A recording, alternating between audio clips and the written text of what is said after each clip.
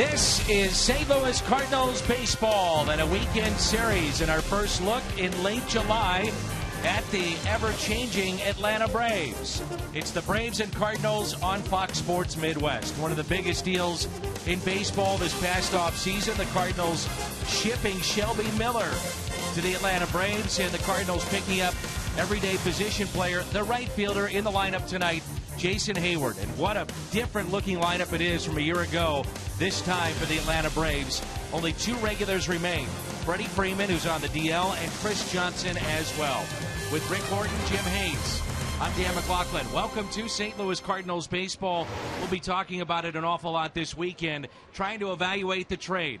Miller for Heyward. How do you think it shakes out? Well, I think it's been good for both teams. Shelby Miller has become really the number one starter for this Atlanta Braves team. His ERA just over 2. They love Shelby Miller, but the Cardinals needed a bat. They got a bat in Jason Heyward, who's provided good defense. He runs the bases well, and I think he's getting better as the season progresses. All right, should be a lot of fun here tonight. It's the Braves, it's the Cardinals. He pitched for both teams. That's Al Rabowski, our buddy, our partner, his bobblehead night.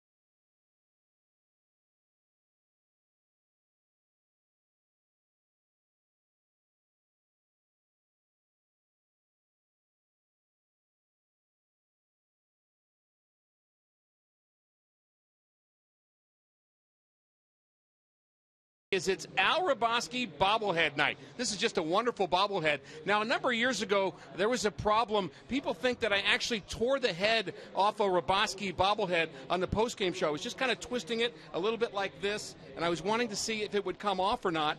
And looks like we have a little bit of a problem here.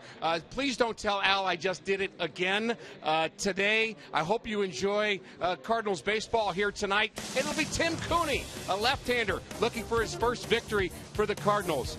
Oh, my. I hope Al doesn't find out about it. Cardinal baseball coming up next.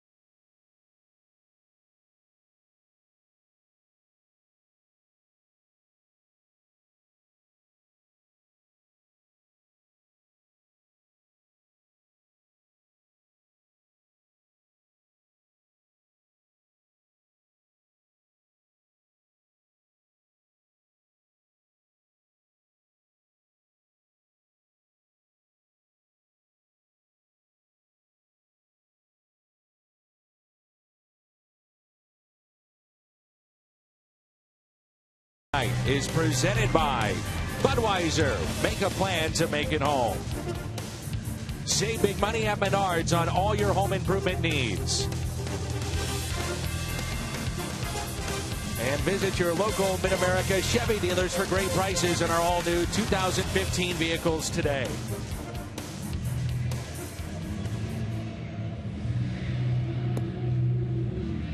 Pretty good looking bobblehead, isn't it? I love that bobblehead. And what happened to the one you just destroyed? Did you see the little accident? We're working on a repair right now, just as we repaired the last one.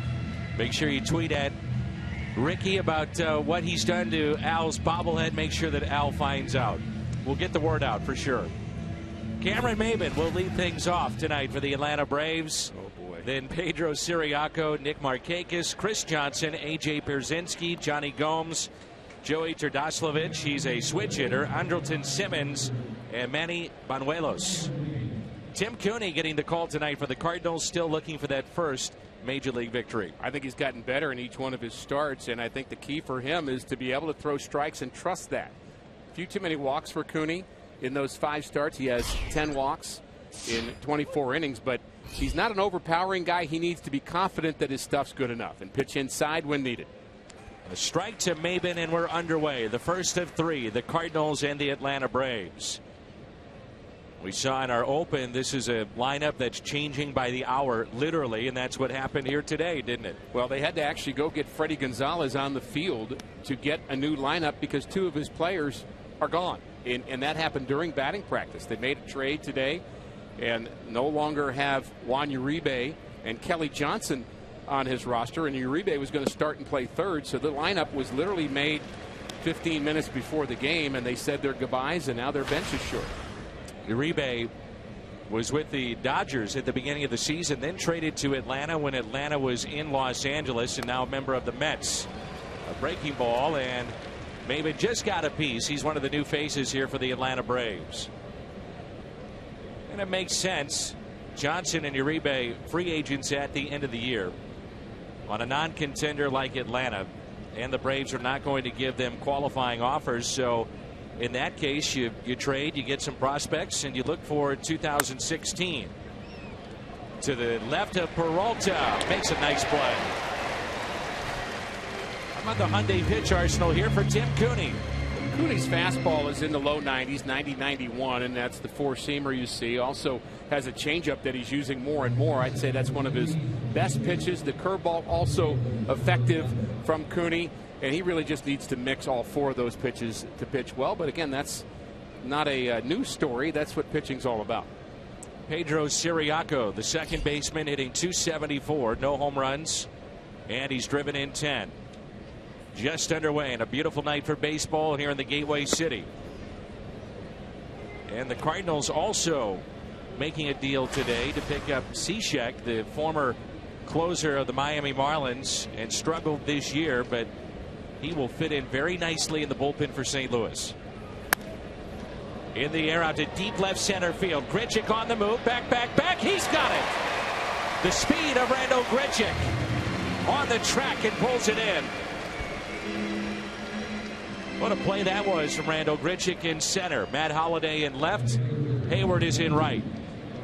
Matt Carpenter, your third baseman tonight. Then Johnny Peralta at short. Colton Long at second base. Reynolds at first. Molina behind the plate.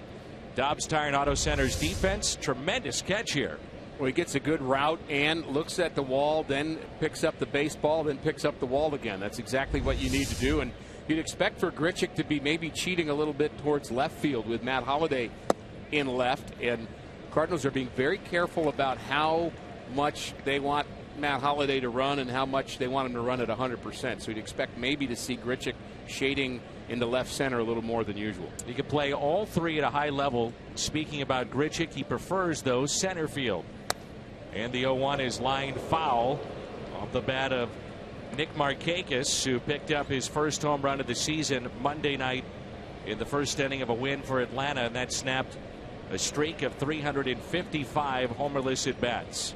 Just saw Chris Maloney as he lines up the outfielders for St. Louis. Jose Oquendo, the infielders.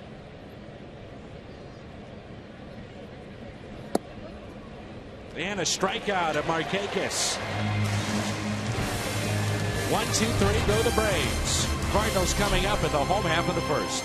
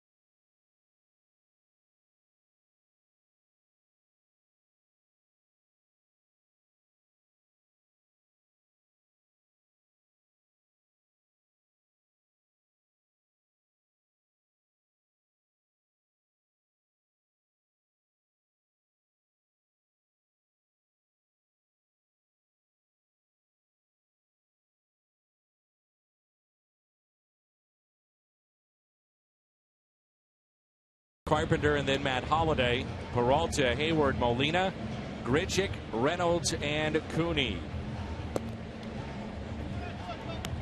Manny Banuelos will be the pitcher for the Atlanta Braves. Originally signed by the Yankees, Mariano Rivera said when he saw him pitch in spring training, this is the best young pitcher I've ever seen. That was his line about Banuelos. He threw 95, 96 at the time. And for a guy 5'11", 155, that's his height and weight in the media guide. So we have to believe that's close to being true. But he hurt his arm, so he's not quite back to that level right now. But he's throwing 90, 91. But they really like him. He's had 3 good starts so far for Atlanta. John Hart is the new general manager, took over in the offseason for the Atlanta Braves. John Sherholtz got him out of TV with the MLB Network and back in the GM seat. Boy, he has been wheeling and dealing, and the main thing they're doing is just trying to get offense and mix in top-line starters if they can find them. I was a coach in the minor league system with the Indians when John Hart was the general manager there, and he had a very good approach towards building a winner. You think about the teams with Manny Ramirez and Jim Thome that competed for the American League Championship and really had a good run under Mike Hargrove and then Charlie Manuel. And that was really John Hart pulling that together by not overreacting and spending money at the wrong time, waiting for young guys to develop and then fill in the missing pieces. He did a great job there. Boy, was that lineup so good mid to late 90s for Cleveland. The 2-1 pitch. Hit the other way and right through the legs of Johnson and into left field. He was off the line near the grass, playing in with Colton Wong, and a hot shot right through his legs. Originally in the lineup to play first base, had to switch gloves and didn't get the glove in the right spot. They just booted it. No two ways about it. That's a play he needs to make. Nothing complicated about it. Did spin a little bit off the dirt, off the grass, but clearly an error. 4th error this year for Johnson. And it brings in Matt Carpenter. I don't know if you read the article by Bernie Miklasz in the Post-Dispatch recently about Carpenter, but he noted even during the struggles of Matt Carpenter, he did homer here last night, he still finds a way to get on base, and he had an incredible number of about 300 games from a leadoff spot since 1969, the year that the mound was lowered. Matt Carpenter's on base percentage is in the top 10 all time since that time in at least 300 games. Well, the surprising thing this year, even with Matt Carpenter, is despite not having a high average, he's at 256 right now, he has a higher on base percentage than Johnny Peralta. And I think you'd get an argument about that with Cardinal fans that have seen the production from Peralta this year and the average around 300, and he's certainly been terrific. But Carpenter has been good at getting on base. He's also good with runners in scoring position.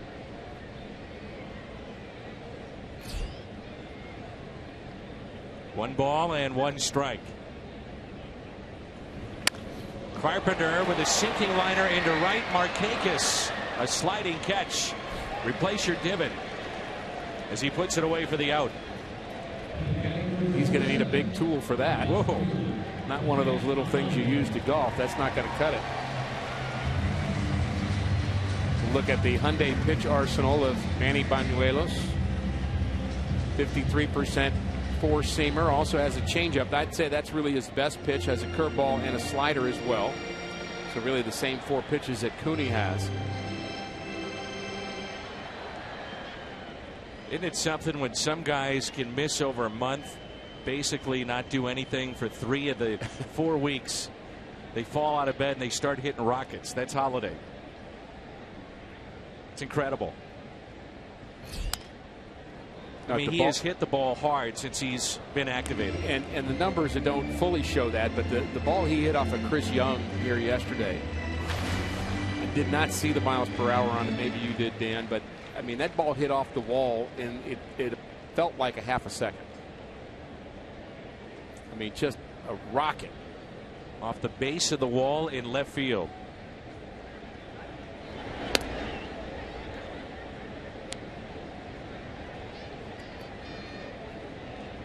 ...104 miles per hour. The ball off the bat of Holiday, who's 4 for his last 8 with a home run, which was a grand slam. That was at Chicago. And the 0-1. Instead, another check on Colton Wong.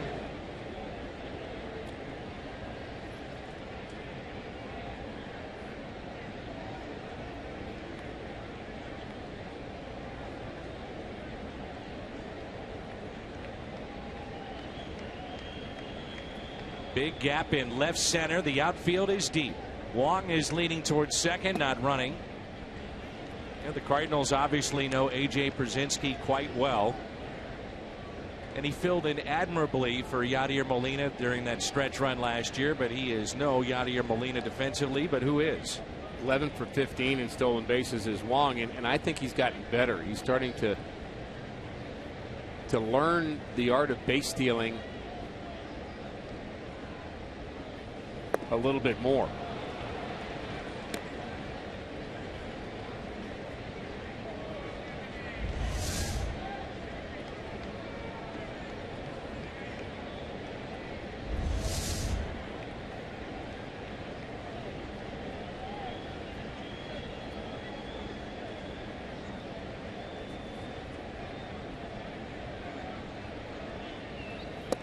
And he tied him up with that pitch. Let's take a look at the defense for the Atlanta Braves with Gomes in left, Maben in center, Markakis is in right. Johnson, Simmons, Siriaco, Turdoslavich along the infield, and A.J. Pierzynski is behind the plate.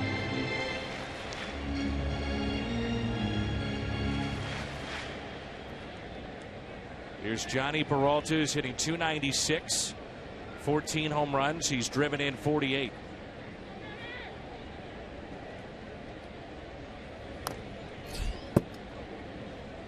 Cardinals are 9th in the National League in attempts in terms of stolen bases, 9th in steals, and tied for 8th in caught stealing. So in the lower half in those categories. But it seems like they've been a little bit more aggressive recently, in particular with Wong and with Hayward. No balls, 1 strike, 2 outs, runner at first. That's Colton Wong. Reached on an error.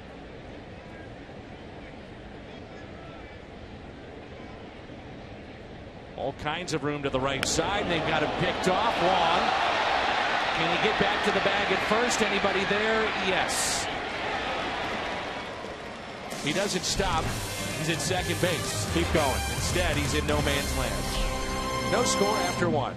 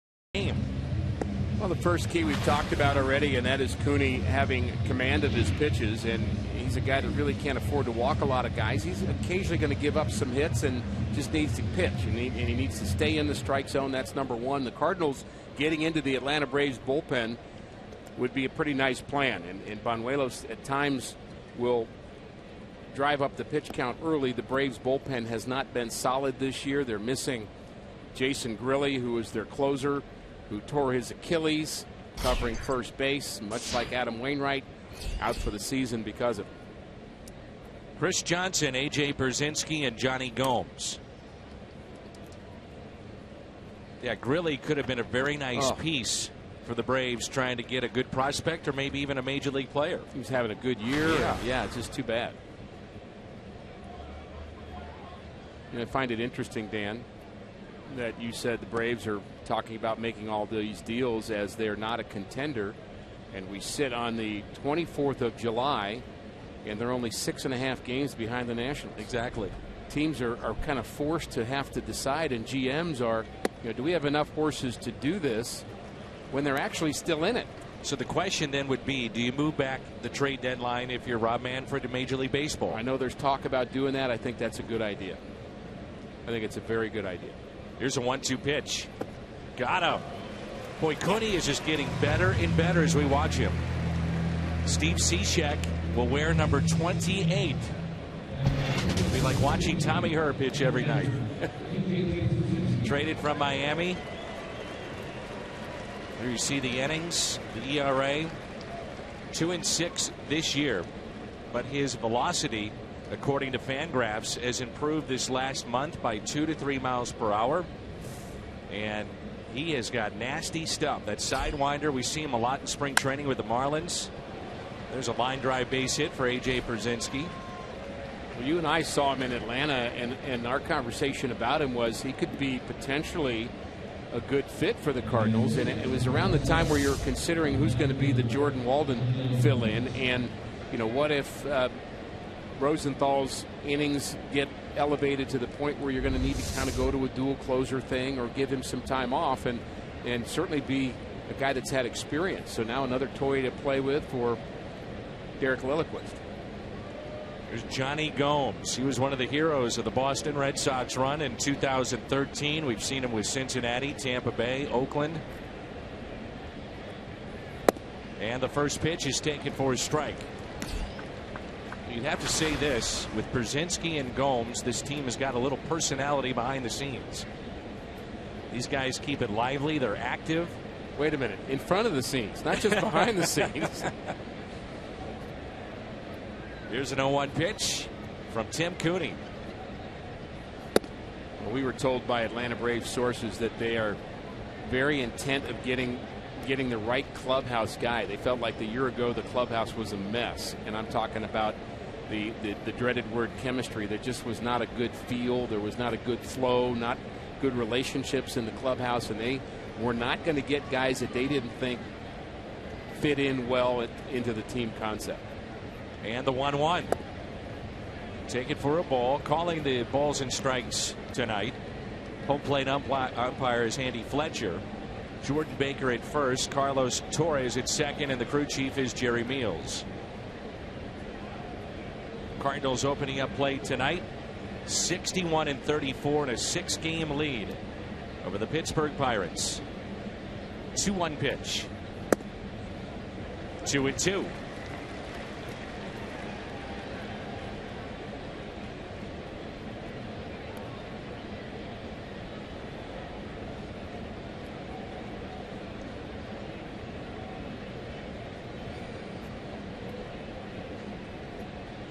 Outfield is shallow, and a 2-2 pitch to Johnny Gomes.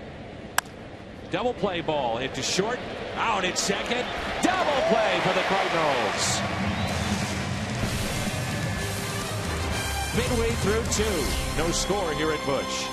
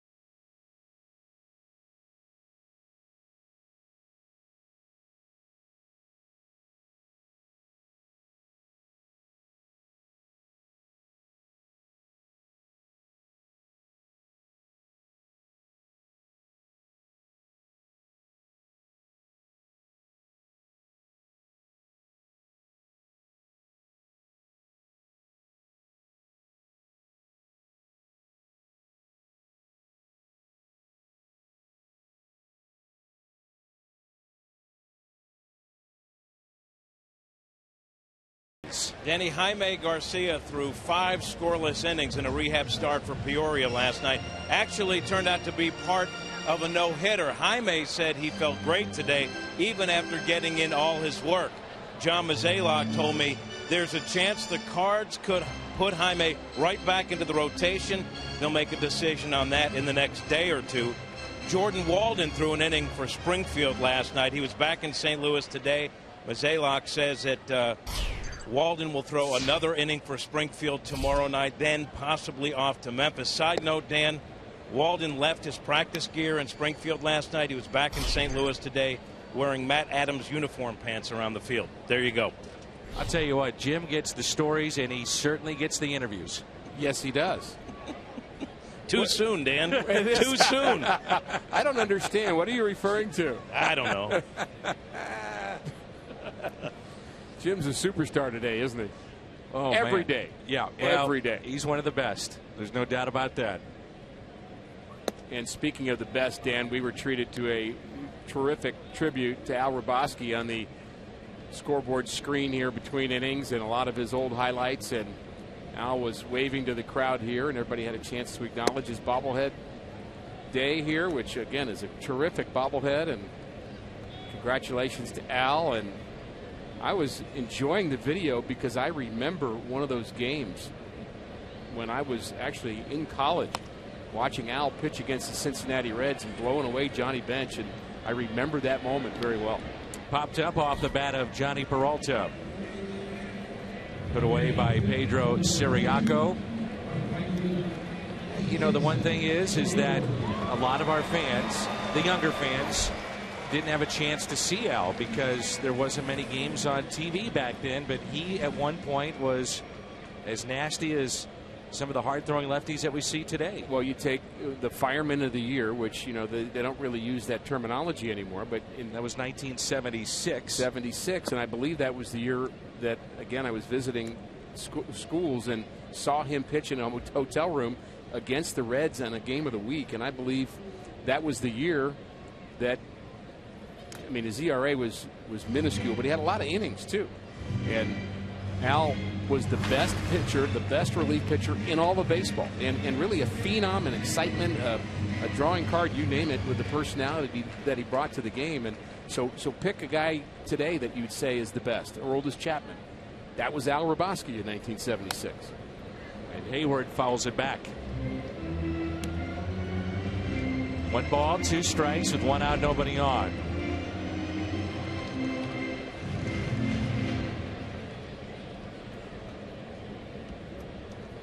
Hayward at 284 after a slow start.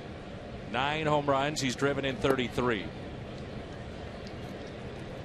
We were talking to our good buddy Chip Carey, and we asked him, tell us more about Hayward in Atlanta. And it's the same thing we're saying today. We're still trying to figure him out. Yeah. What kind of offensive player is he going to be? They tie him up on that pitch, and a strikeout of Hayward, and the second for this left-hander. Hayward sure has been good the last month and a half. The average is climbing. Chase is here. He thinks it's going to end up in one spot, but the spinner stays high. Joe Simpson there on the left and Chip Carey on the right. Chip, longtime broadcaster in the major leagues. His father, Skip, longtime broadcaster with the Atlanta Braves, and of course grandfather Harry Carey. Those three had the chance to work a game together at Wrigley Field. One game, very 3 special. generations.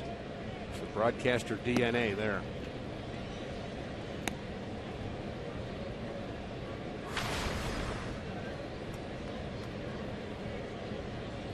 Molina at 287 with a couple of home runs, and he's driven in 38. The 2-0 pitch. 2-1. Mentioned Banuelos in his last start, not getting deep into the game. He threw 88 pitches in about 4 1/3, maybe 4 2/3 innings, and he got lifted. So Cardinals, I think, would like to kind of do the same here today, get the pitch count up. As we mentioned, the Braves bullpen has struggled. They have signed kind of some journeyman guy. Jason Frazier's here. Jim Johnson, again, closing games for them. He's got a history of being a closer. David Aardsma was in spring training with the Cardinals a year ago. So they've got a lot of kind of new faces that you mentioned in the open. Aardsma was with the Cardinals minor league affiliate at Memphis all last year and had decent numbers. Some talk that the Cardinals would bring him up. That did not happen, obviously. And a 3-2 pitch with 2 outs. And a misses low and away.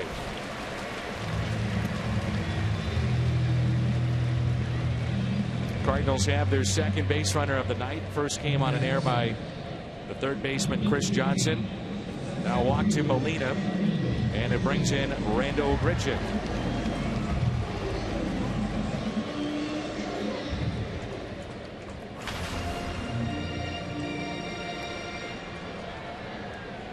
Grichuk is hitting .278, 10 homers, 34 driven in.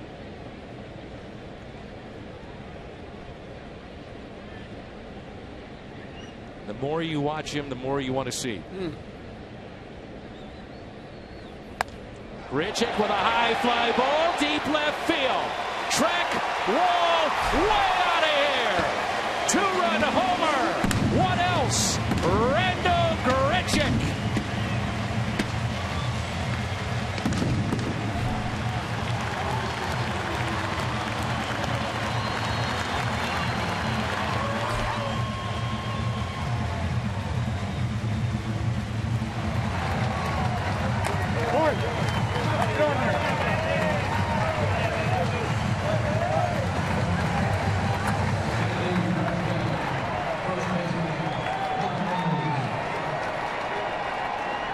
The more you watch him, the more you want to see. Yeah. Wow. Just to the right of Big Mac land, and if that's, I'd say maybe 5 feet to the left, it's in Big Mac land. That is a long home run off the bat of Randall Grichuk. What a player.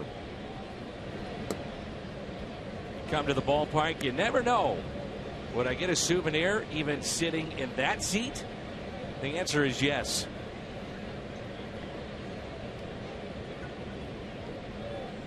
Oh-2 pitch to Reynolds. Misses.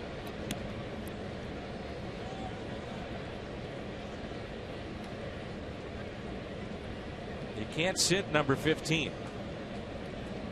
Getting better and better. Having a harder time hiding him now, too. And a strikeout of Mark Reynolds. Randall Grichuk, home run number 11. RBIs 35 and 36. 2-0 after 2.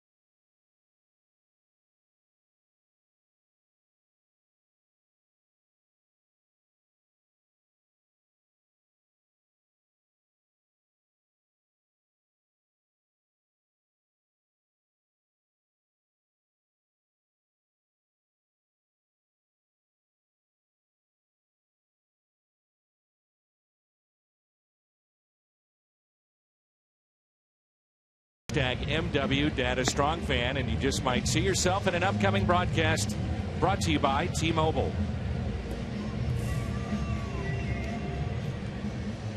The trade of Randall Grichuk, Peter Bourjos, Fernando Salas going to the Angels along with David Freese, who, by the way, is hurt right now, dealing with a broken finger hit by a pitch the other day. When it's all said and done, it could be a steal, thinking about what Randall Grichuk is right now bringing to the Cardinals. And for many years to come, potentially. Turdoslavich looks at a ball. Randall Grichuk, again, drafted before Mike Trout. And I asked him, I said, how could the Angels give up on you? How did this happen? You're a good guy. There's been no problems off the field, no issues. And he said, I got hurt a couple of different times. And he said, I think I got the label of being injury prone with them. And they were not, common injuries. They were freakish type injuries. And I think they felt that I wasn't progressing at the level that they wanted. And so I wind up here in St. Louis. New start for me, and this has been the perfect place. He was a prolific home run hitter in high school. And led when the he was nation in home drafted, runs. it was a kind of a can't miss. Was a good defender in the minor leagues, won a Gold Glove. You knew he had good speed, good arms. So you're talking about a guy with a lot of tools. But he still has this ability, Dan, to be under the radar a little bit. I talked about hiding him. He's in the 7th spot in the Cardinals lineup today. And as we were talking to Chip Carey, I mentioned that he's the strongest guy in the Cardinals. And every time we say that, as we talk about the Cardinal hitters to opposing broadcasters, they say, that guy, he's a little guy. I mean, they don't understand just what kind of strength Randall Grichuk has. Mike Matheny does. Change up from Cooney. Effective pitch, the sideways spin, the late dip, the desired result. Something that'll get overlooked in the game tonight, but was the ball that was hit off the bat of Pedro Siriaco to the track in center. Line drive shot, chased down by Randall Grichuk. That was not an easy play, but his speed made up for any kind of false jump, which he did not have, but also makes up for the distance that he has to get there. We were asked coming out of spring training, what player are you most excited about and should we watch for? And a base hit into shallow right center off the bat of Simmons. And Randall Grichuk was the name we kept saying, which kind of went along with a kind of a tutorial on how to say his name. Cardinal fans, when he was traded, was, oh, who's that other guy? Grichuk? Grichuk? Was he just a throw-in was the question? Just another guy. But he's more than that. Banuelos, the pitcher, is up. Let's see how the Cardinals want to play this with Reynolds in a step or two at first base, holding the runner. Carpenter charging down that third base line. Bunted up the first base line. The tag applied by Reynolds for the second out. And the sacrifice is good. Braves have really struggled to score runs this season, and the only way they score is by bunting guys over, moving them over. They have to manufacture runs. They are last in the National League in home runs. And those guys they traded that we talked about earlier, they were their big boppers. So they lost a lot of home runs. Now they got to find a way to just score. Think about Upton. You think about Hayward. At one point had 27 home runs. Gaddis. Evan Gaddis now with the Houston Astros.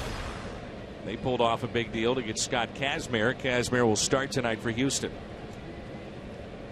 2-0 Cardinals on the Grichuk home run. 2 outs, runner at second base, Cameron Maybin. Grounded out to short, first time up. Braves will be moving into a new stadium in a couple of years, leaving Turner Field. And that's the goal, to have a roster that's ready to compete when they roll into that ballpark. In particular, build around pitching. Speaking of deals, I did a bit of a uh-oh yesterday when I heard that Aramis Ramirez went to the Pirates.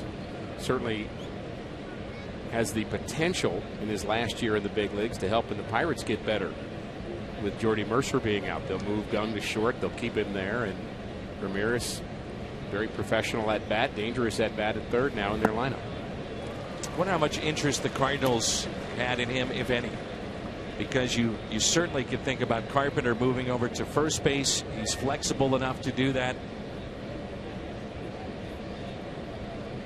And Ramirez has killed the Cardinals over the years, so think about that as well in that deal.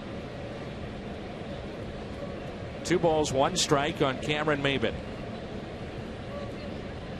Simmons is the runner at second base. This is a completely different looking pitcher than the one we saw making his major league debut against the team he grew up cheering for, the Philadelphia Phillies. Not so tentative. Exactly.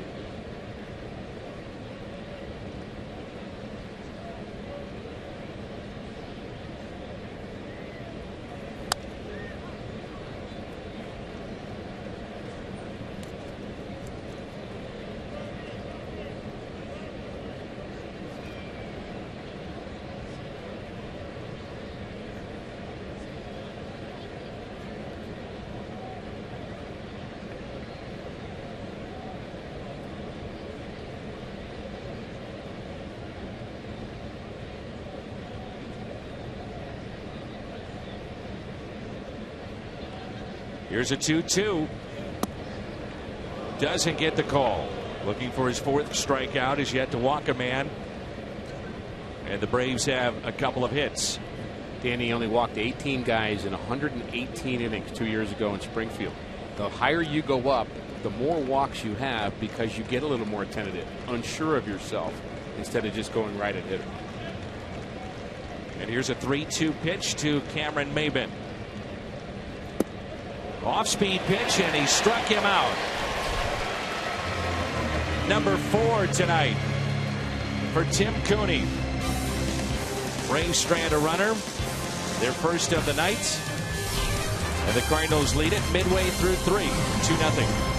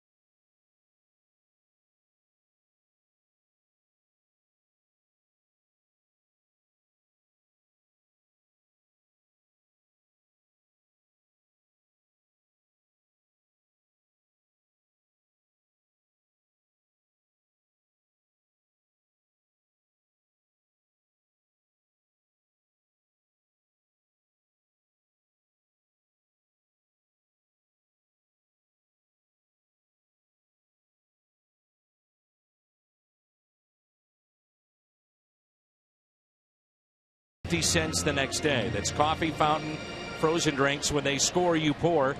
At your nearest on the run, you earned it. And along with Jim Hayes and Rick Horton, I'm Dan McLaughlin. A beautiful night for baseball. Here's Tim Cooney hitting .375. I know the Braves are getting a lot of good young pitching, but that young man that had property of the Braves T-shirt on, I'm assuming he's just too young. Too young. Okay. Too young. Just checking. If he could throw, I'm sure John Hart would throw him a contract. He's looking at him. We'll give you some milk and cookies and a contract. I think it's going to be interesting if you did move the trade deadline back. How trades would be worked. Let's just say, for example, you've got David Price, who's a free agent to be. You only would get him, let's say, for 4 weeks instead of 8. Yeah. You know, how does that then change what you get in return on those types of deals? There's the young Braves pitcher who's clearly going to be good for the chemistry of the team. He's a very positive young man. Mm-hmm.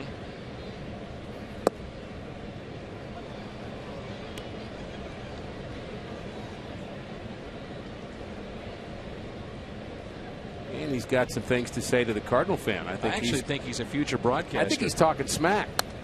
What do you think? A lot of smack.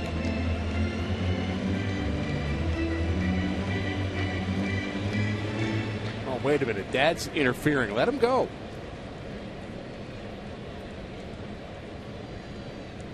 A 3-2 pitch to Tim Cooney. Hit to short. There's Simmons. Boy, is he fun to watch. Simmons, one of the best defenders in all of baseball at short for the Atlanta Braves. High number of defensive runs saved for Simmons, and very much like getting RBIs at the plate. He's just a terrific player, very acrobatic. Anybody come close to your former teammate Ozzie Smith? I know you're biased probably, but it's hard not to be biased. And, you know, Ozzie just did so many things. His anticipation, his hands were just extraordinary. You know, Ozzie Guillen had really good hands, too. Omar Vizquel. But there's something about Ozzie's ability to be in the right place at the right time, and his range, especially early in his career, on AstroTurf. Getting the balls on AstroTurf, I think that was his genius. He'd have a rocket hit back up the middle on AstroTurf, and he'd make that play up the middle. You'd have it hit in the hole between third and short, and somehow he'd be there. Here's a 1-1 pitch to Colton Wong. We've got our Ozzie Smith, Willie McGee Speaker Series night coming up. First night on Monday, August 3rd, sold out in 12 hours. And there are a number of tickets remaining for number 2. That's coming up on Tuesday, August 4th at cardinals.com/events. Really neat. We take people down on the track and drinks and hors d'oeuvres down there. Come on up. Be a part of the Q&A and a dinner with Ozzie and Willie. Everybody walks away with a signed baseball, authenticated. You tried selling a ticket to Terry Pendleton. Going to try. Terry, the former MVP and third baseman here in St. Louis. That's cardinals.com/events, Tuesday, August 4th. Hope to see you there. Cardinals, you can follow them, MLB.com at bat. #1 app for live baseball, in-game highlights, live look-ins, replay reviews, radio broadcast, StatCast, and more. MLB.com at bat for your smartphone or tablet. Terry was great on the turf at Busch Stadium, too. Very much so. I had him pegged as the next Braves manager years ago, following Bobby Cox. Thought certainly he was in the discussion. And maybe there'll be a time, and it'll be the right time for him, family-wise. His kids are grown now. And maybe that's something he'd consider, but certainly knows the game. Very good communicator. And a terrific teammate. 2 outs, nobody on, and an 0-1 pitch. Carpenter smokes it into deep right center field. Maven is back, and one hops off the wall. That's more like Matt Carpenter. Stand-up double. Starting to see him drive the ball a little bit more here. Well, his last at-bat wasn't bad either. He lined out to right, had a sinking line drive, and kind of almost got that one. But he did more than almost get this one. Hits this one right on the screws. Pitch down in the zone. I think it surprised the pitcher a bit that he was able to turn on that so well. Carpenter has what I would say is surprising power. You don't think of him necessarily as a power hitter, but plenty of doubles and the occasional home run. Just a good player. Good to see him start to feel it again. Here's Holiday. Carpenter telling Jim Hayes after the game last night with the on-the-field interview, I can't worry about the past. I can't worry about the good stuff that has gone on with me, the All-Star games, the great start that I had. Nor can I worry about what's happened here the last month and a half or so. I got to worry about tomorrow and stay in the moment, day by day, is what he said.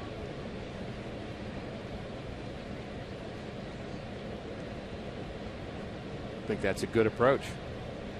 That's the way you keep getting better. and you don't get lazy that way. 1-0 pitch to Holiday.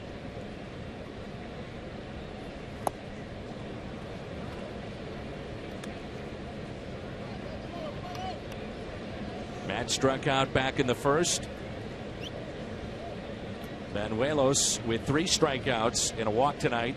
He's allowed a 2-run homer to Randal Grichuk. Cardinals lead it 2-0 as we play here in the bottom of the third. Big gap in left center.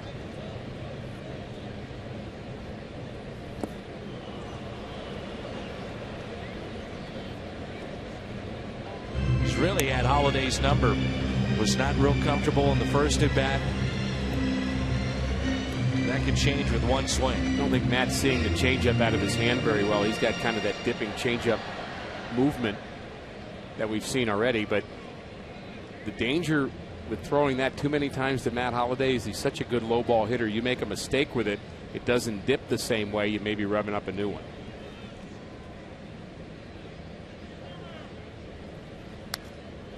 Fouled back. Almost happened right there. That one was a little flatter.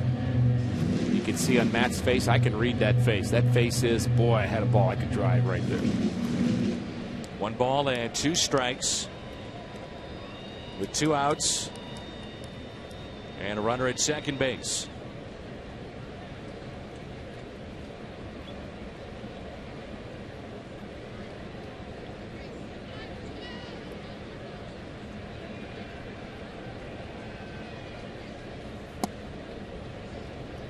You mentioned it, Rick. He's not overpowering by any means. Not 90, anymore. 91. Not anymore. But again, you imagine at one point he was throwing 95, 96. And there are some in the Braves camp that believe that over time, as he continues to recover from his injury, he may get back to that again.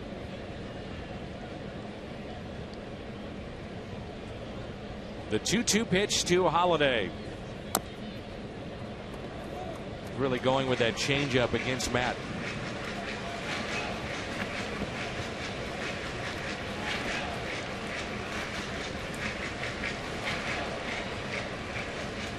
Should be fun tomorrow with Carlos Martinez and Shelby Miller in game 2 of this 3-game set. First things first, though, here tonight. And a 2-2 pitch upcoming now to Matt Holliday.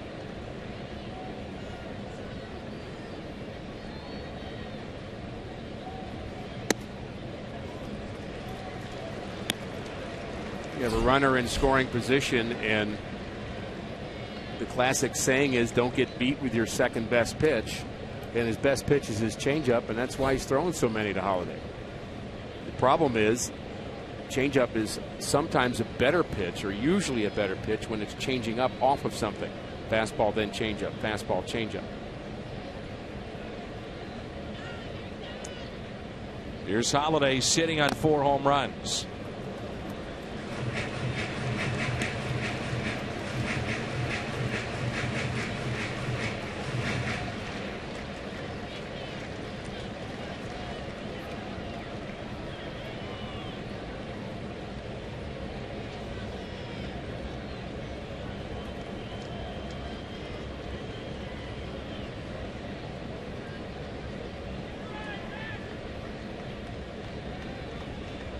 Another 3-2. Good at bat by Holiday. Second walk issued by the lefty. And it brings in Johnny Peralta. 9-pitch at bat for Holiday.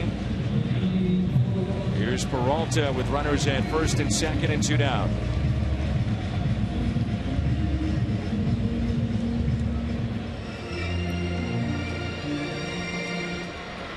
A case he's been the Cardinals MVP this year. Shortstop Johnny Peralta, as Brzezinski wants to visit. Make a good case for that. I would discount all of the pitchers because in my mind, and everybody has a different stance on this, but I believe most valuable player in a league or on a team is almost never a pitcher. Almost never. And the Cardinals pitching has been collectively the most valuable part of this team. But when you're talking about it, one single individual team MVP, Maybe a year ago it would have been between those two guys. But I think this year it is the guy at the plate, Johnny Peralta. 2 outs and 2 on. Again, they shade the Cardinals shortstop into right center field. Now time is Cole.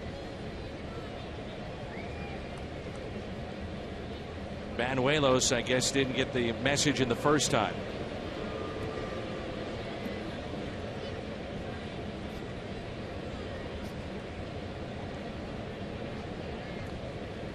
It's a big gap in left center field. This big crowd ready to explode. Pitch number 56 already. Hit out of play, strike one.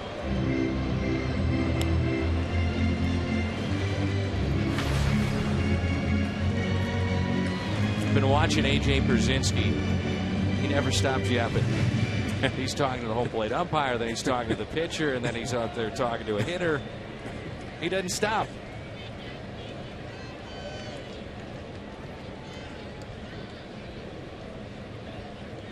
Here's the 0-1. Give him credit, though. He's approaching age 40 and still catching an awful lot of innings and an important part for this Braves team.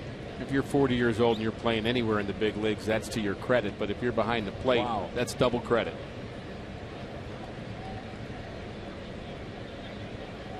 It was a double by Carpenter with 2 outs, then a walk issued to Holiday, and a 1-1. 1 ball and 2 strikes.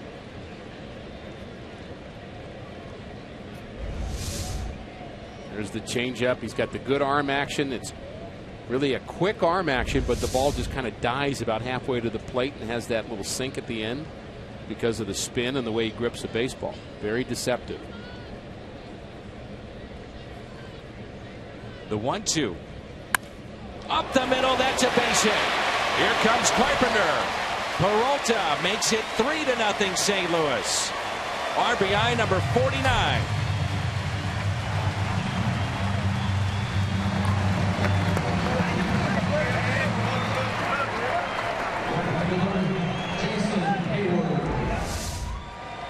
Well, I guess the deception wasn't very good there as Peralta went down to get it. Watch out, Banuelos.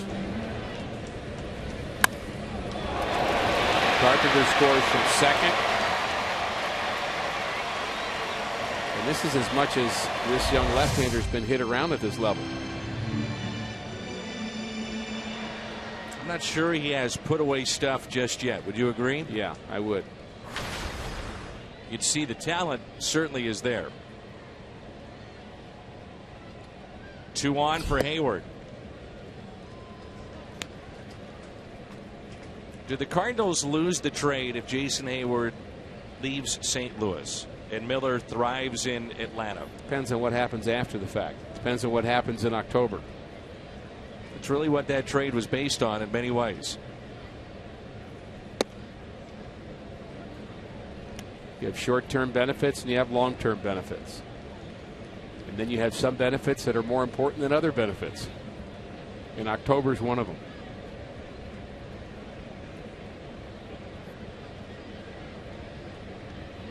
One ball, 1 strike on Hayward. Fights it off, and that's hit into shallow center. Cameron Maybin is there. A 2-out RBI base hit from shortstop Johnny Peralta. 3-0 St. Louis as we head to the 4th.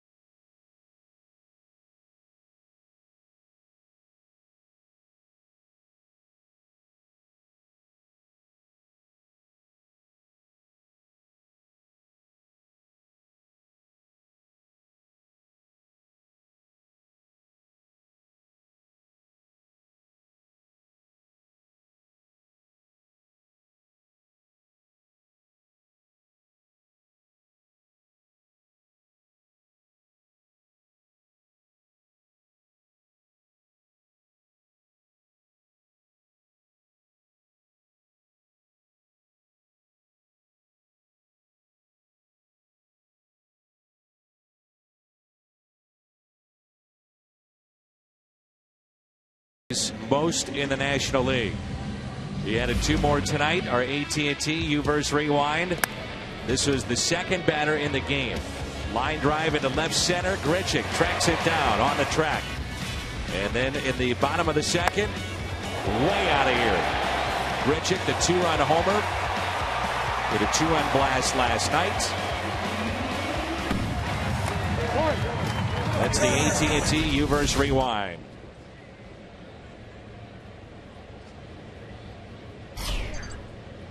So Tim Cooney has been given a 3-run lead as we move to the top of the 4th. 2, 3, and 4 in the lineup.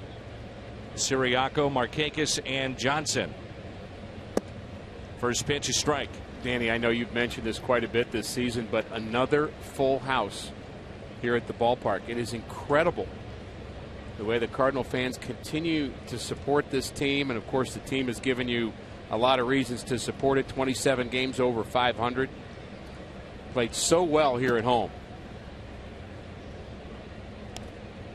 Folks coming from all over.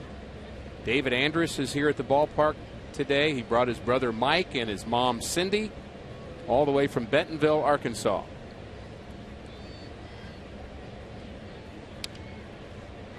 The weekends, Friday, Saturday, and Sunday, the Cardinals, if you look at it from a percentage-wise, roughly 45-50% are from a radius of 50 miles outside of that. Right. So a lot of people coming to the ballpark from obviously within the city, the suburbs, but 50 miles outside of downtown. People are making the trip here to St. Louis. And I know what the Cardinals front office has continued to say about the improvements of the way the fields drain and the way Bill Finley and his crew, and that's really true throughout Major League Baseball. The people coming from a long way, of course, tonight not an issue with rain, but they can kind of count on there being a game most nights because of the way the fields drain. Put away by Randall Grichuk for the first out here in the top of the 4th inning. That's a great point. I mean, you think about it with no AstroTurf, right, potential of rainouts, as much rain as we had in the month of June, record setting. You had one game that was canceled and then made up last night. Isn't that amazing? Just one game. And that, again, shows how hard Bill Finley's crew is working and how busy they were, how many hours they put in. But also the design of the field, I think, has a lot to do with helping out those fans coming from miles away.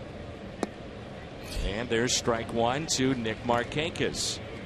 Markakis signed from Baltimore to replace Jason Hayward. And only 1 home run this year. Lifted in the air, center field. Grichuk is there for out number 2.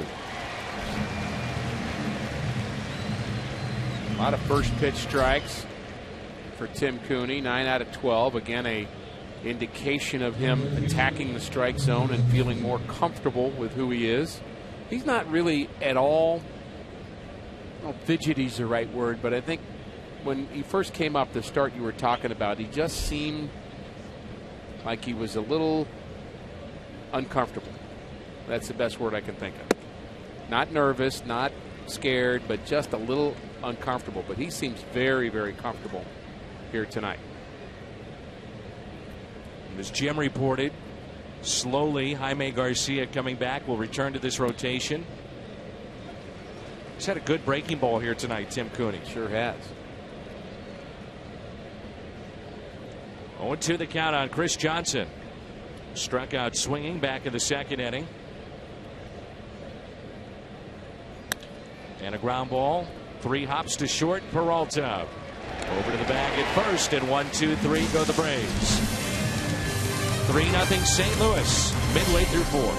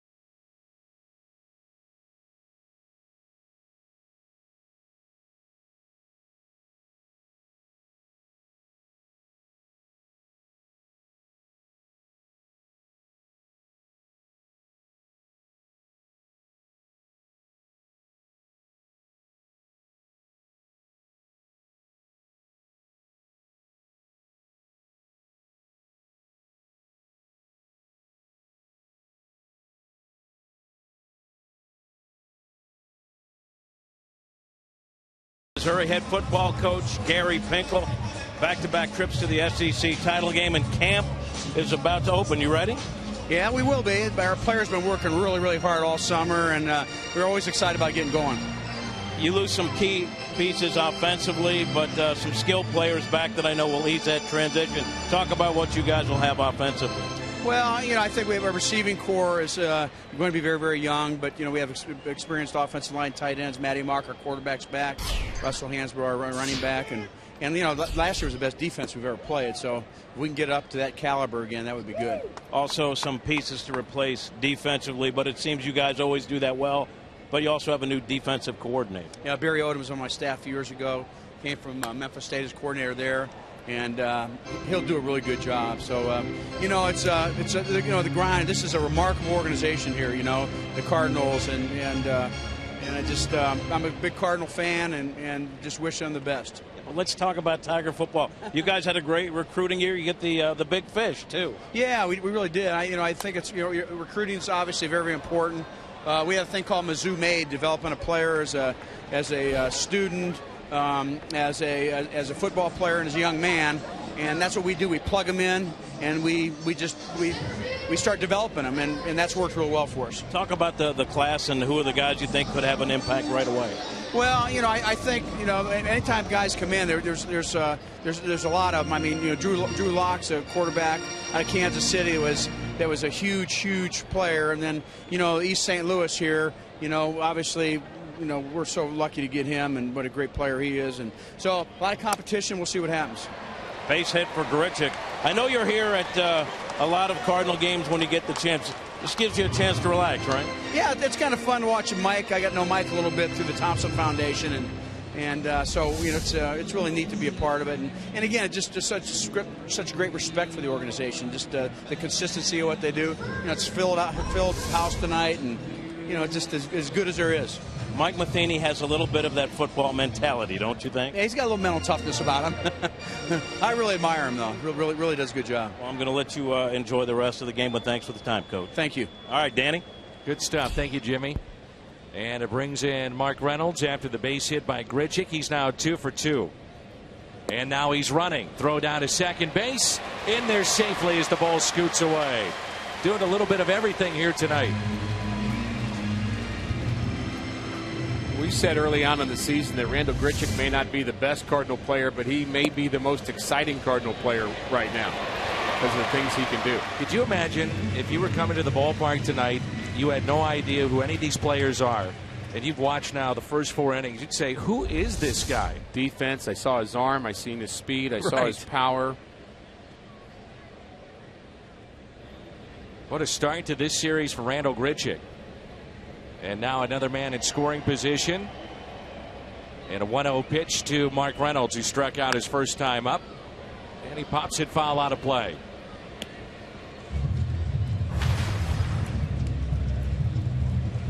Philadelphia beat the Cubs today in 10 innings, 5-3. Jason Mott, the blown save, his first blown save. Francoeur with a home run. He might be a nice pickup for somebody down the stretch. He's been swinging the bat very well. Washington at Pittsburgh. They're 5-5 in the 6th. That's Scherzer against Locke. And Max has given up 5 earned in 5 innings.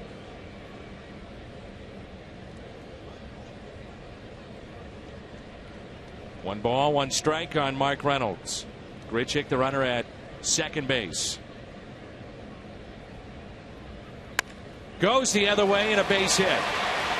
Grichuk is going to be waved in. Throw by Markakis to the plate, and he's still in there. He hesitated. Then they waved him in. He still scores. 4-0 Cardinals.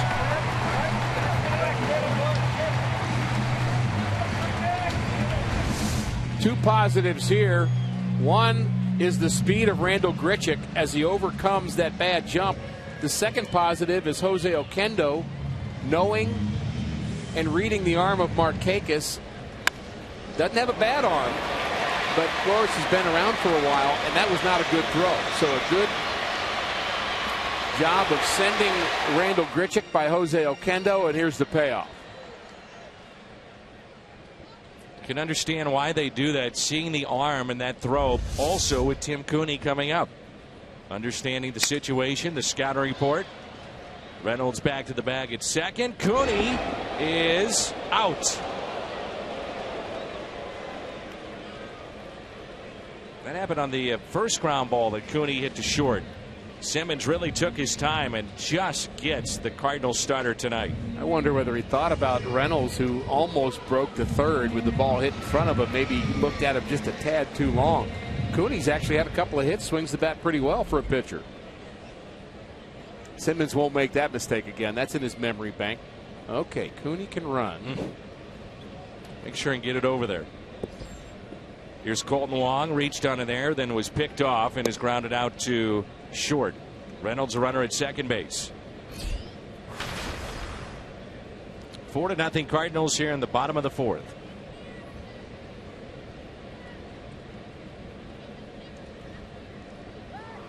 Pick off and Reynolds back to the bag and no throw. We will not see the Atlanta Braves until the final 3 games of the regular season. Wonder how important those games might be. How much different will the Braves look, too? Braves may be different. Here's a 1-0. Wong with a fly ball out to left. Johnny Gomes under it, and he makes the catch. Base hit by Reynolds to right. Picks up the RBI, number 35, and it's 4-0.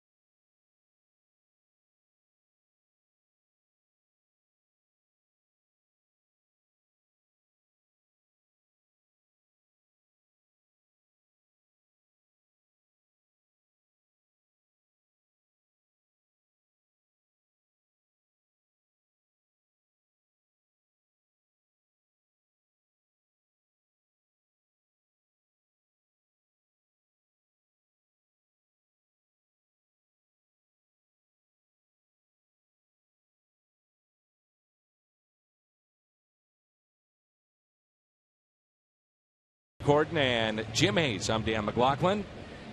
The Al Raboski bobblehead night here at the ballpark. Randal Grichuk back at it again with a single to center field. Then he stole second base and comes around on the base hit by Mark Reynolds. And another storyline that has developed in this game, the pitching of left-hander Tim Cooney. Been so good. He's really commanded all of his pitches. There have been some games that we've seen him where the curveball wasn't as sharp. He wasn't commanding it quite as much. But for a young pitcher, we've seen good command from Cooney. Speaking of young pitchers, the Atlanta Braves staff, 88% of the wins have come from pitchers 24 years of age or younger. So the Cardinals have good young pitching, but so do the Atlanta Braves. They're building for the future. A.J. Brzezinski.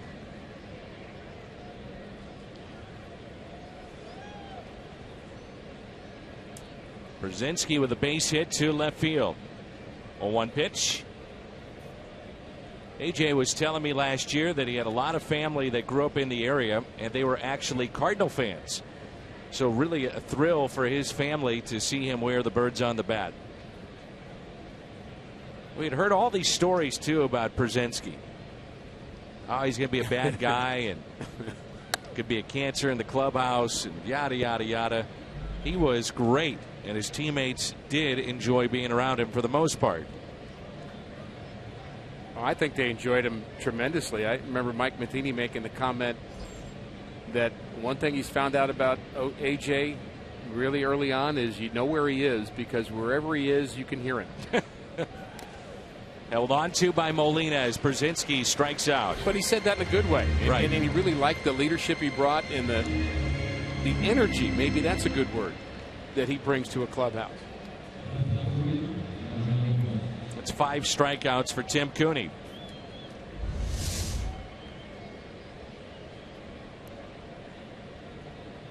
Molina has that uncanny ability to hold on to those foul balls. Just athleticism is all that is. I mean, you can't really practice that. You can't teach it. You just either have it or you don't. First pitch is popped up. Johnny Gomes into foul territory. There's Mark Reynolds. Quickly 2 down. 7 in a row set down by Cooney.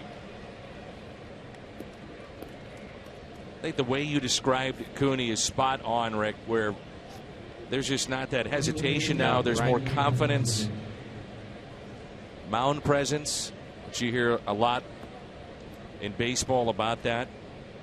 He's trying to pick up his first major league win here tonight. Joey Turdoslavich, a switch hitter at first base tonight.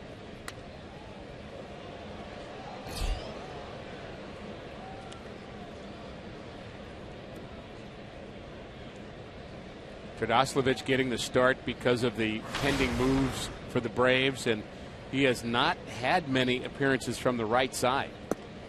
Much more of a left-handed. He's a switch hitter, but very few plate appearances from the right side.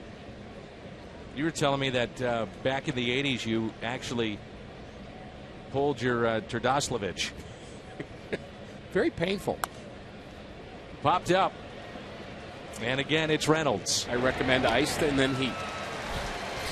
And then we contacted Clinical Worms. Oh, I can't believe you went there. I can't believe it. You're going to have to explain that.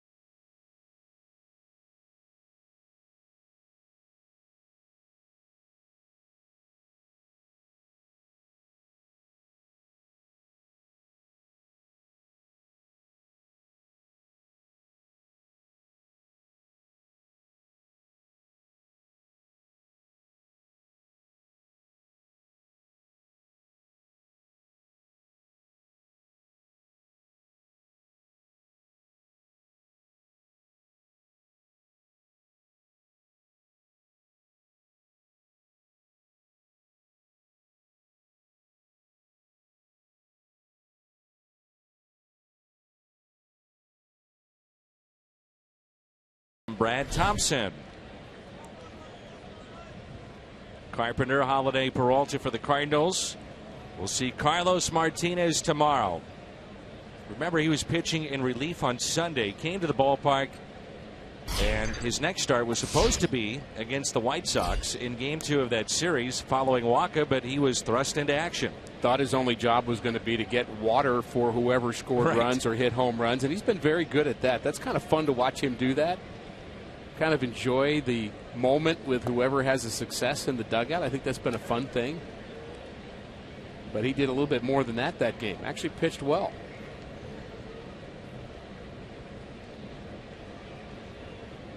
Here's a 1-1 pitch to Carpenter. I think he knows where the camera is, too. Here's Shelby Miller. Who has the advantage tomorrow, Shelby or his former teammates? Well, I think it's going to be hard for Shelby to have the right level of energy tomorrow, and I think it's going to be hard for him. Not impossible. Certainly, having such a good season.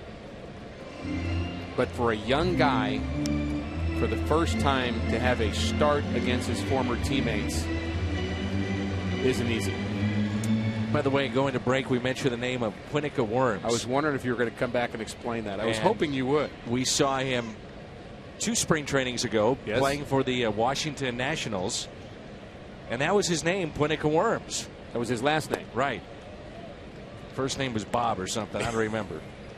But a unique last name, and so that's where Quinnica Worms comes from. We found out that he had family and friends back here in St. Louis. He grew up here.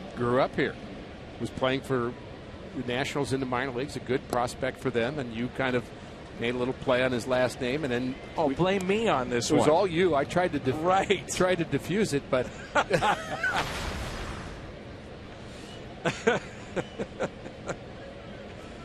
we had a little mea culpa on that one, but I'm glad you finally explained what you meant there last inning.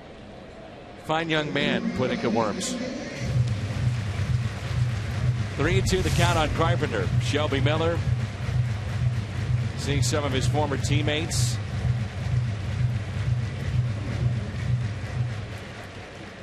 The high draft choice, the Cardinals' first-round pick out of high school, something they had not done for a number of years prior to Shelby Miller. 3-2.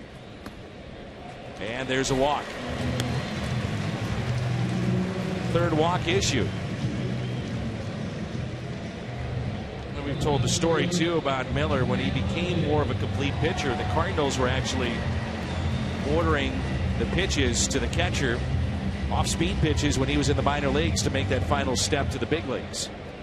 I think people are confused about that a lot when they see the manager going through some signs for the catcher. You never do that at the big league level, and you almost never do it at the minor league level. But in his case, they felt like his fastball was so good and so dominating that they had to try to teach him that off-speed stuff. And our understanding is he's actually gotten better with the cutter that he was learning a year ago.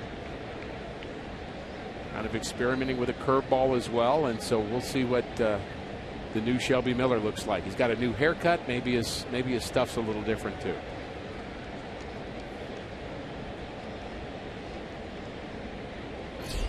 Runner at first, and that's chopped left side, and a foul ball off the bat of Matt Holliday. Holliday struck out. He's also walked. Cardinals have received 3 walks tonight. They have 5 hits. They lead 4-0.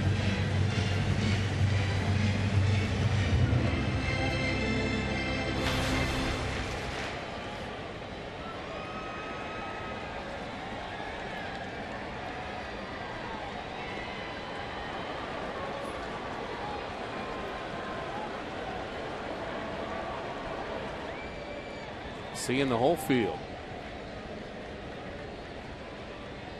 0-1 pitch.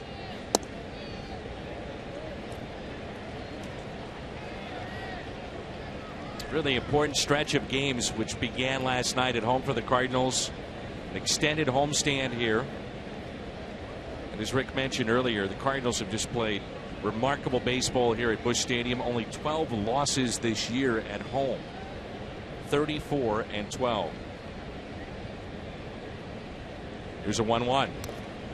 The situation tonight, you would think that Rosenthal would be off limits definitely. And you hope that it's not a big save situation, and somehow he escaped that jam last night against Kansas City.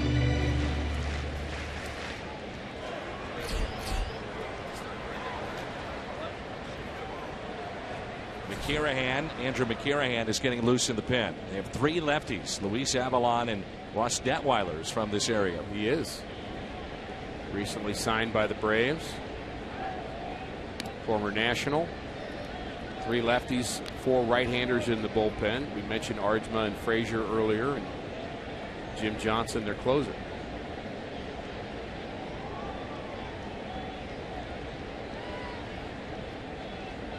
Braves in the National League rankings are 9th in ERA, 9th in average.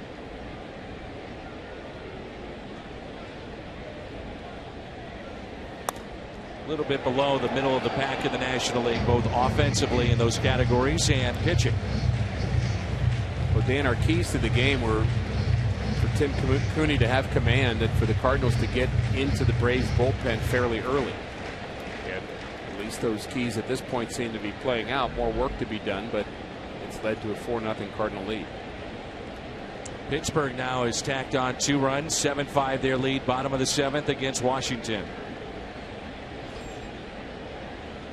1-2 pitch to Holiday. Double play ball. 4-6-3.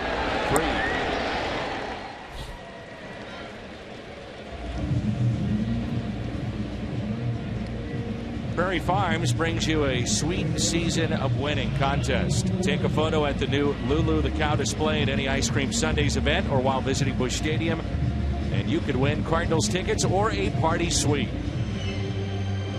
First double play turned by Atlanta tonight. Here's Peralta, who's 1 for 2 with an RBI.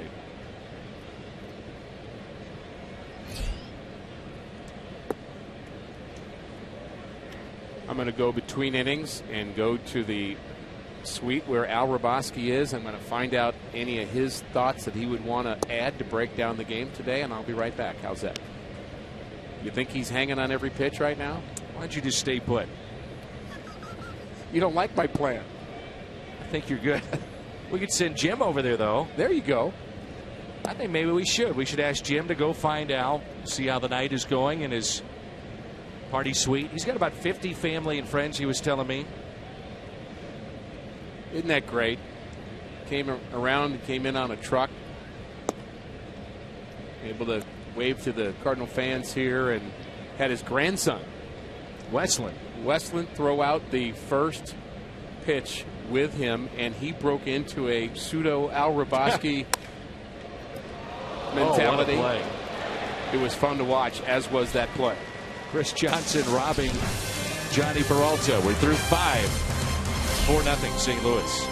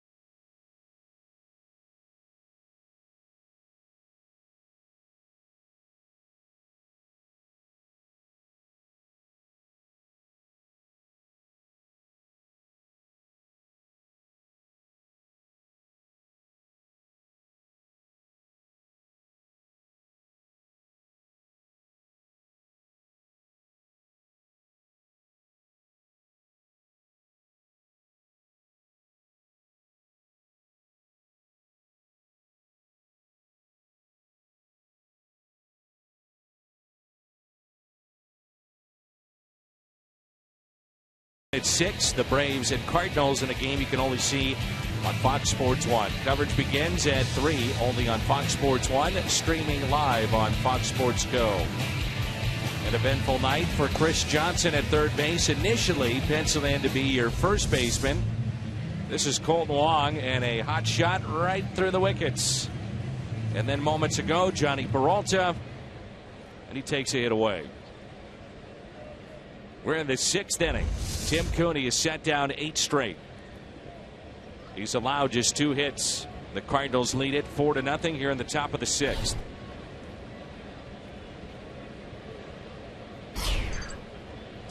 Pitch count so low, it's not even a factor at this point. Here's number 54 and a base hit. Andrelton Simmons, the 8th place hitter, with a single into center field. He's 2 for 2. There's the changeup grip. He's got the circle grip. His forefinger and his thumb are making a circle, throwing it with 3 fingers, creating movement down and away. And Simmons went down to get it. Simmons is a good contact hitter, Dan. He is the hardest player in the National League to strike out. Molina's always up there in the top 5 or 6 or so. Also tough to strike out.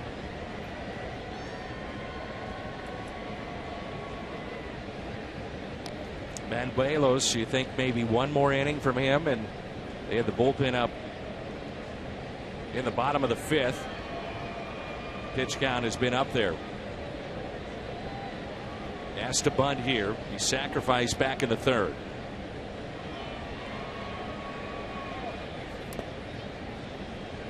One ball, 1 strike.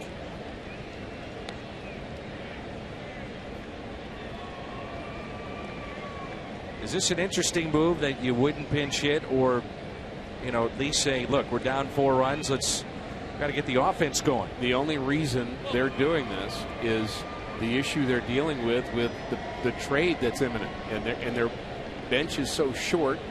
They changed their lineup at the last minute. A couple of players we would assume not available today. Now the trade has not been officially made, but they're not available, and that ties the hands of Freddie Gonzalez right now. He does not have many players left on the bench, and I think that's leading to this decision. So 3 regular bench players after 2 scratches. And the bunt is down. Cooney will field it. Spins. There's Wong. I think the other reason is he is not terribly confident in his bullpen right now. And to ask to get extra innings out of that bullpen, I think, is something he'd rather not address. Ned Yost certainly was confident last night. Wasn't that a surprising move? I'm still baffled over that, and I know what he was thinking. I believe I know what he was thinking about high leverage situation. Hey, I've got one here in the 4th. Let me just go for it right now with my best pinch hitter. But 2 other situations presented themselves later in the game that were higher leverage situations, which is the problem with that discussion. When people say use your closer early, well, you better be sure that's the highest leverage situation you're going to face. 1 out, man at second. Cameron Maben 0 for 2 tonight. And that was the 1 bullet that he used in the 4th with runners at 1st and 3rd.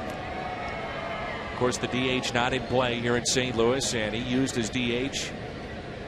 He's had a pretty good year this year, and he flied out to deep center, and that threat was through for Kansas City.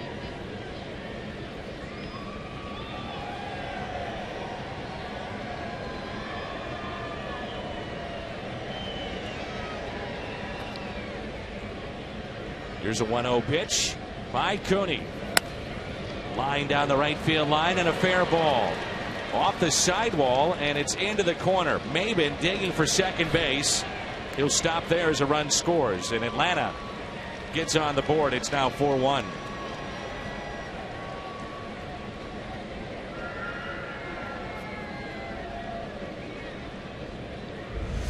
Maben has been the most productive Atlanta Brave. There's a bad delivery right there from Cooney. That pitch up and away, not the spot that he wanted. And I thought at first that ball might have gotten into the stands, but it didn't. Regardless, scores a run either way. And it brings in Pedro Siriaco. Hit one to the track in center for the 2nd out in the 1st, and lined out in the 4th. Hits this down the left field line. Dan, were you thinking that Maben might have a shot at a triple on that ball? Absolutely. I just wonder if he was thinking what you were saying as well, as Hayward also looked like he was putting his hands up as if to say it was touched by a fan. With the speed of Maben, the ball just died in the corner. I think he should be at third. I also saw him, and he rounded second, almost kind of, I don't want to say get stopped by Johnny Peralta, but almost like he was in his way, and he just kind of said, never mind. Almost like he gave up on the idea, is the way I saw it. But good speed either way at second base for Atlanta. 1 pitch. I think of concern right now for Mike Matheny is that a couple of these pitches have been up. Yes. But as you talked about, the pitch count only at 61, and you know that the Cardinals will do everything they can to keep Cooney in line for a win tonight. Pitch count low, really every inning. 15's not even high. And the 1-1. Cooney between his legs makes the stop and makes the play. Maben advancing from second to third. Well, now he's just showing off. You don't have time to catch it before it goes between your legs. How about after? Glove in the right spot. I think Peralta may have made that play either way, but this is just reaction. There's the glove between the legs, almost caught it. He comes up with that cleanly. He's got Maben hung up between second and third. He was looking too. Yeah. Now Markakis with 2 outs, runner at third. And it's strike 1. Markakis has been called out on strikes and flied out to center. Hitting .305 with runners in scoring position. Now Markakis underwent fusion surgery, repaired a herniated disc in his neck. That was back in December. That ball scoots away, a wild pitch, and it's now 4-2. That could be a big run.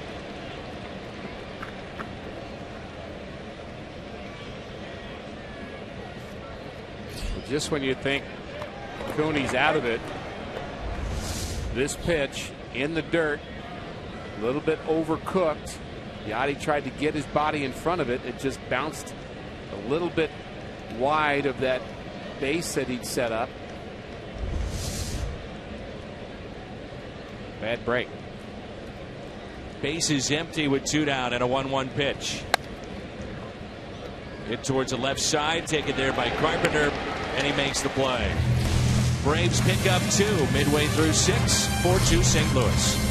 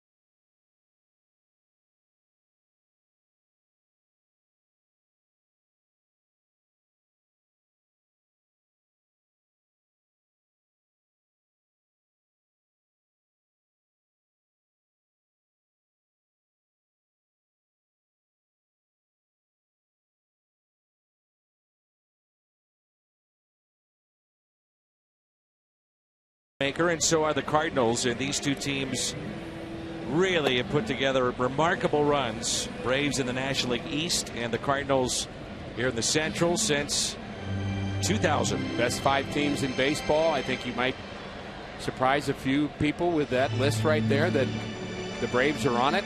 But really, under Freddie Gonzalez, who is in his 5th year with Atlanta, they've had 3 second-place finishes, 1 first-place finish. And you may say it's a bit of a down year, and again, we're talking about them being out of it, but they're only 6.5 games out. I mean, crazier things have happened. And a strike at the knees to Hayward.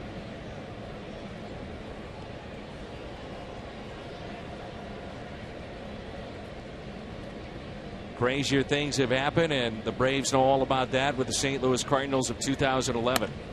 Hayward, line drive, base hit into right field. Braves had that collapse down the stretch. Cardinals sneak in and then win the World Series. Leadoff hit for Hayward, his first of the night. He's 1 for 3. What's on tap? Miller, Martinez, 2 of the young guns, formerly of the Cardinals, at least Miller. They'll square off.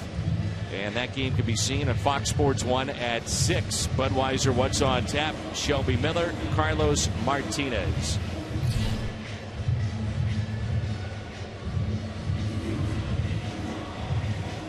We'll step aside after the leadoff hit by Jason Hayward. Our Chevy called to the pen. David Aardsma coming on.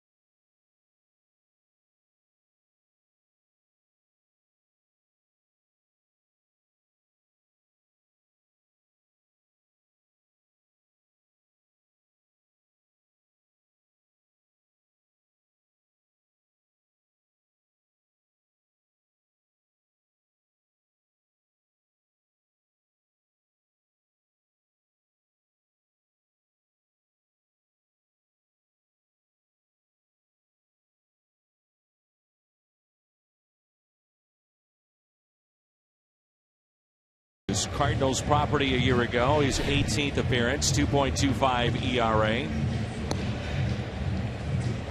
And the most important thing I can tell you about David Aardsma is you line up the 17,000 plus players that have ever played the game and you list them alphabetically. He's number 1, which I think is pretty important. Well, you're brilliant.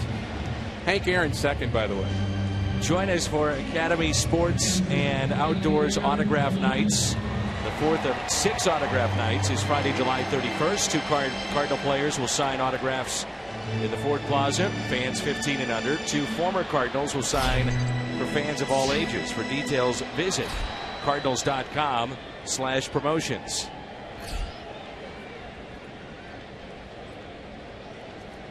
Molina has walked and scored and also grounded out to third. Remember when the Cardinals signed Aardsma at the end of spring training 2 years ago? David was just still trying to find his velocity. Former closer with the Seattle Mariners. And by the way, is Aardsma at the top? He's number 1. He's number 1. Hank Aaron's 2. Tommy Aaron's 3. Tell you what, you're on your game tonight. That's some serious analysis right there. You're breaking it down.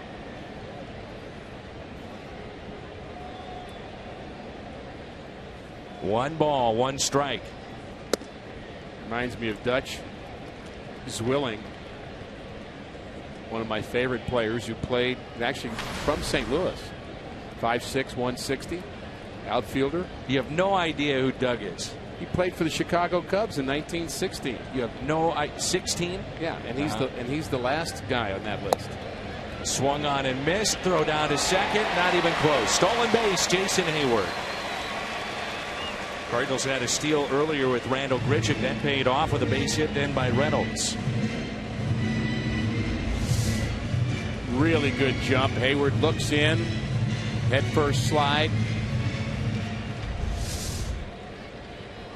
I've liked him running the bases. I know there are times where he's running to some outs, but I think generally speaking, he has been a plus base runner for the Cardinals, and I think he's kind of upped the Cardinals' courage on the base paths, if I could use that word. 15th stolen base. Only has been caught twice now this year. He's going to wind up with 20-25 bags stolen.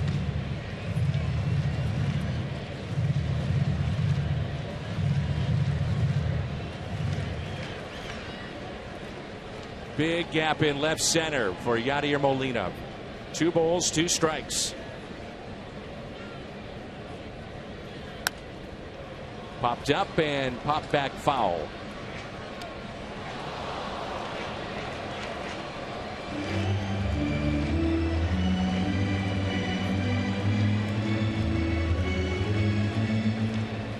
One thing about A.J. Pierzynski, he talked about the great respect, he said, that he had for Yadier Molina after watching him up close for the final couple of months of last year. The 2-2 to Molina. Base hit into right. Will they test Markakis? Not this time. Seen the arm twice now, Nick Markakis. Teams are going to run wild on him.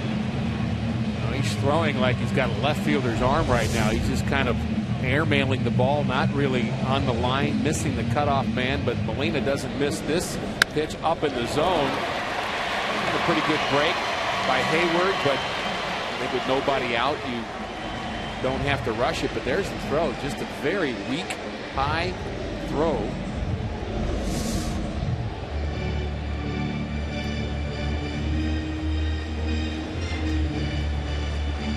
Runners at first and third, and look who it is, Randall Grichuk. He's 2 for 2 tonight. 2 runs scored, 2 RBIs, and a stolen base. First pitch to Grichuk.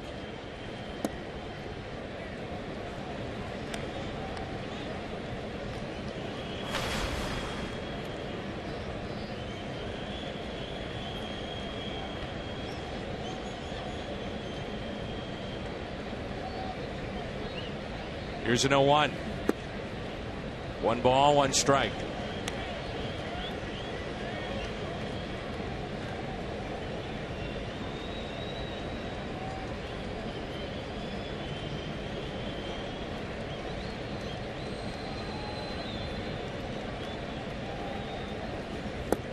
One and 2 on Randall Grichuk.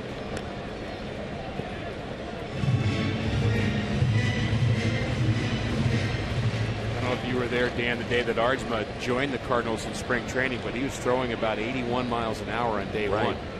And it was interesting. Mike Matheny afterwards said, look, I know he's got something in him, and I think he's going to help somebody at some point. And they stayed with him, gave him a chance. 1-2 and a strikeout of Grichuk. Arjma records the first out here in the home half of the 6th. Those 2 were teammates last year, Grichuk and Arjma at AAA Memphis.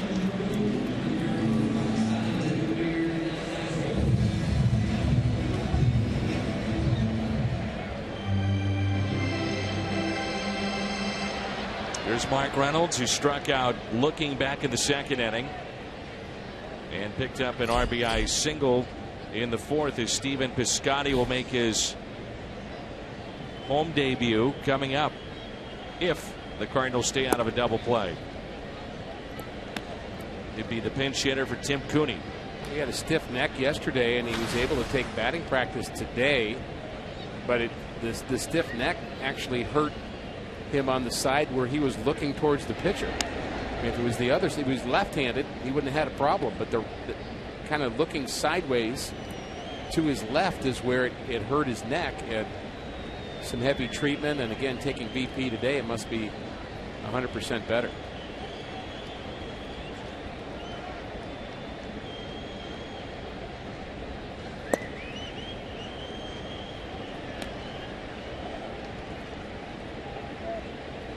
Yeah, the Cardinals actually have worked on this in spring training, where the runner at first gets caught in a rundown, and then they'll try to steal that run from third. You've got a guy in Hayward that could do that. You also think about delayed steal with Molina. Chop towards third. Nice pick out there, and throw is up the line, safe, and a run will score. Terdoslavich is saying that the tag was there, and Freddie Gonzalez will take a look at it.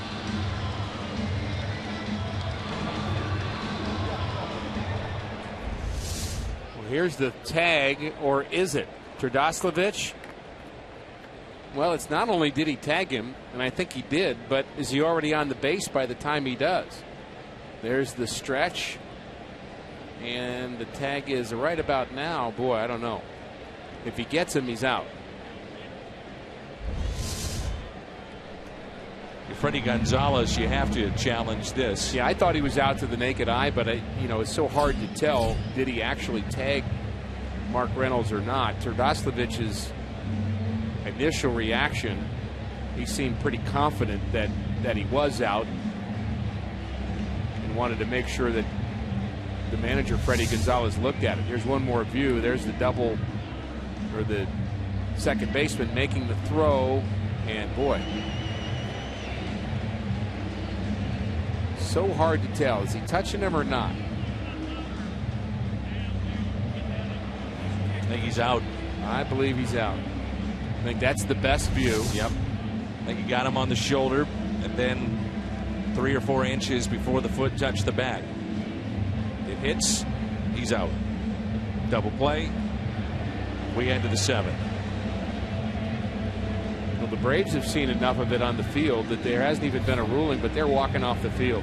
We don't see that very often. Well, we just saw the view that shows that he's out. Yeah, so the Braves are already convinced of it, and most of them walking off the field.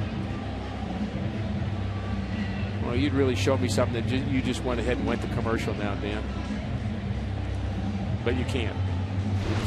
It's page 982 of the Cardinal Way. Do not go to commercial. So the last to know. I think you need to build up the drama here. Okay, here it is. Here's the drama. Dan, he's out. And with that, we'll head to a timeout.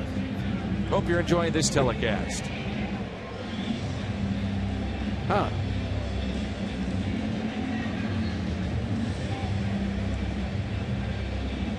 It's a double play. Now they just got him with the tag. There's some that drama. Saved a run. It saved a run. There's the tag, and that was the drama of replay. You got it.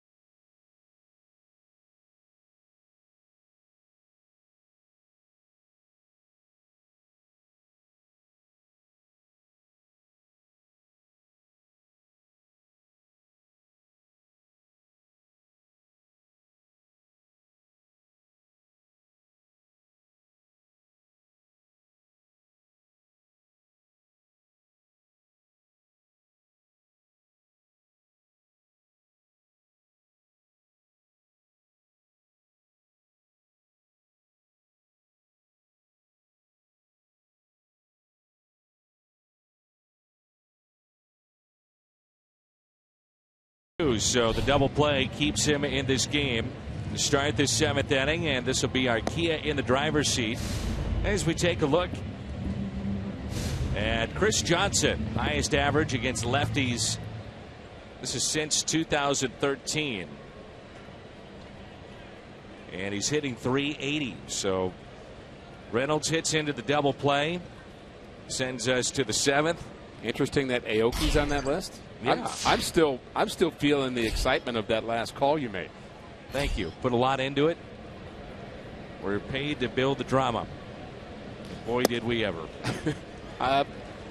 Can we say you did and not we? Just. Well, yeah, you said, all right, he's out. Let's go to break. Yeah, I want to make sure credit is exactly where it belongs. Yeah. Or trouble. Well. But you're the one that still started the night breaking the Al Rabowski bobblehead, so. I did. You are in trouble. We have video to prove it. 2-1 the count. Sikolovich was up and throwing, and now it's Seth Maness. Cardinals seem to use Maness the middle of innings, not so much start them. Right. So if Cooney gets in any kind of trouble, Maness coming on.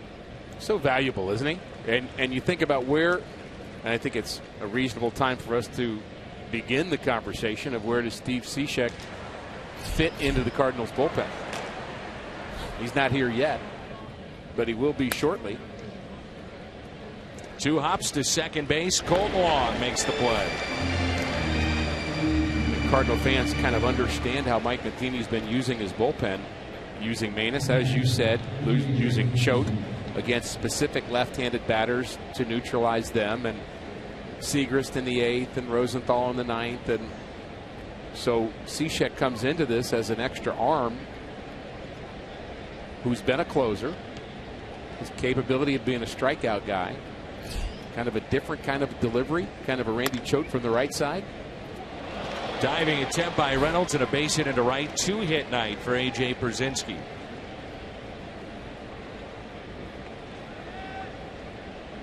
Plaza Tires Fox Tracks. You know, the down news of today, though, is Matt Belisle goes to the 60-day DL, so something is clearly not right there.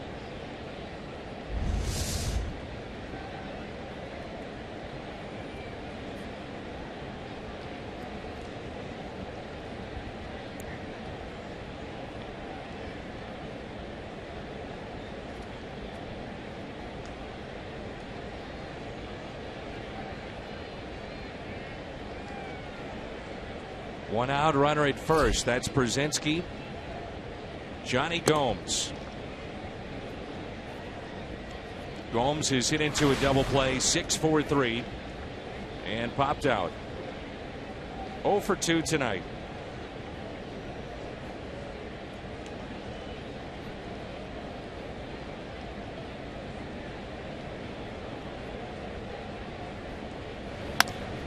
Line to short. How about 2? No.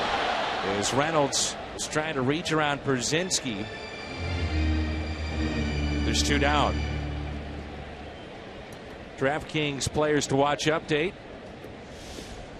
Simmons, Hayward, Gordon, Arenado on this list. This is the defensive run saved since 2012. Royals missing Alex Gordon. He's on the DL right now. And coming up during this homestand, we'll see Nolan Arenado, the outstanding third baseman of the Colorado Rockies.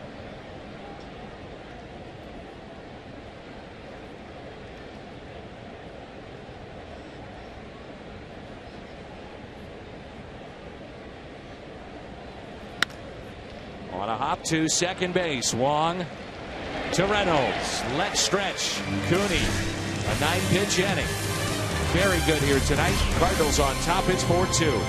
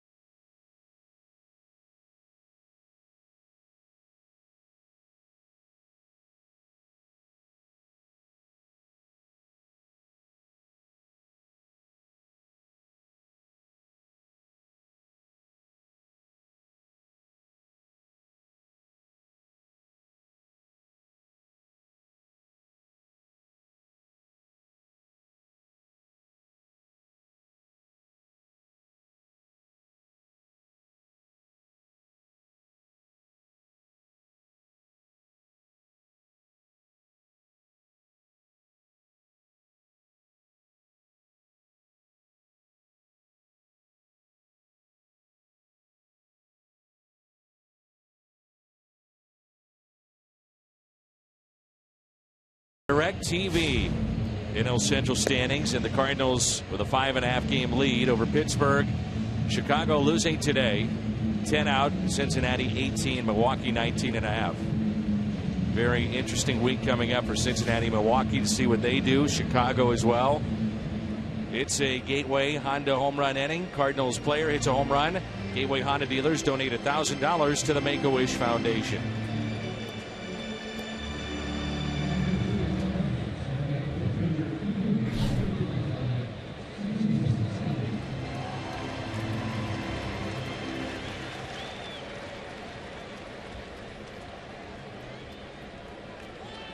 Cardinal fans have been waiting for Stephen Piscotty, and here he is.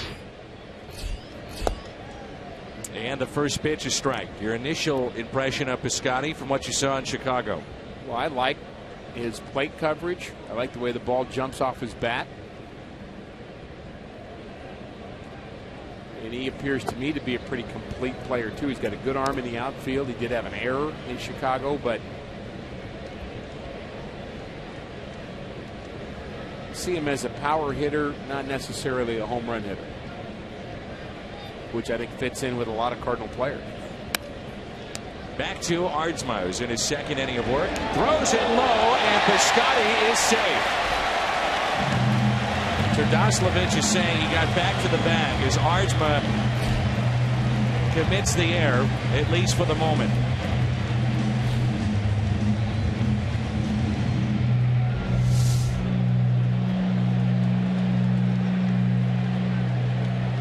Is he on the base or not? With the ball in his hand. Get one more look at it. I can't tell from that angle. And it looks like we're going to have another opportunity for Dan to make a big call here. I believe he is safe. As do I. Tim Cooney, 7 innings. 2 runs, 5 hits, struck out 5, and 74 total pitches. Aardsma kicking himself right now. I spent all my energy on the previous one. You're done. Look, replay is good for the game because you want the play right. You want it called right. Right. The issue I have with it right now is that we can look at a replay, and you may see it on the first one, and it may be clear to you that you don't need to go back and look at 5 different angles. If you have the one angle that shows it clearly, that's it. Make the call, move on. Regardless, getting the play right, the number one thing. So the Cardinals have a chance to get their leadoff man on here in the bottom of the 7th. In a 4-2 St. Louis lead. Aardsma in relief. Banuelos went 5+. Gave up 4 runs, 7 hits, struck out 3, walked 3, and gave up the long home run to Randall Grichuk. I think to your point, Dan, there'll be a time where baseball evolves into a quicker way of evaluating, and you can think about the remote system that's currently in place that's going to create a, hey, come look at this call over here. We got a call on TV number 4, and let's get the umpires together, and the main guy that's looking at it in New York, and he gets help from other people, and you know, by the time you call a meeting, Dan, it takes some time. Yeah. They probably have to take minutes and do all the things that you do in meetings, and here we wait. You want me to build it up again? You're trying to egg me on to do it. I just want you to be you. How's that for an open-ended comment?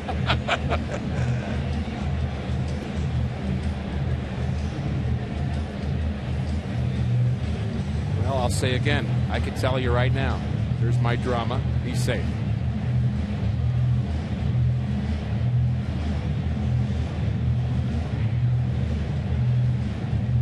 And he's safe. I spent my energy on the first one. I'm regrouping right now. Talk about your peaks and valleys. Be more consistent, man. Let's go.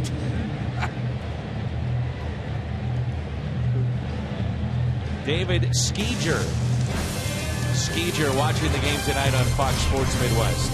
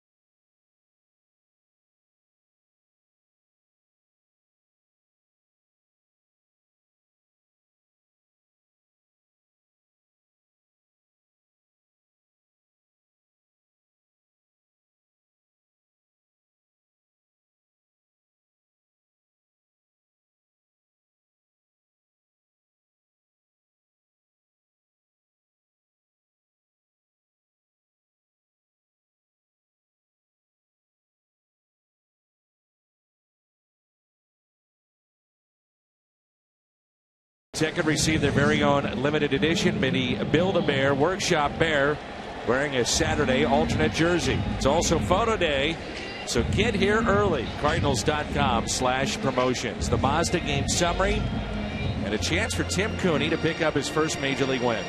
Pitched very, very well in this game. No walks, that's the key. Carahan, one of the three left-handers for Atlanta. He was up and throwing earlier. He draws Colton Wong. And Dan, for you and for our Cardinal fans who are scoring at home, that Braves challenge took 2 hours and 38 minutes. 2 hours 38 minutes. Oh, I'm sorry, 2 minutes and 38 seconds. There you go. Just felt like 2:38. Again, get the play right. That's the main thing, right? Exactly.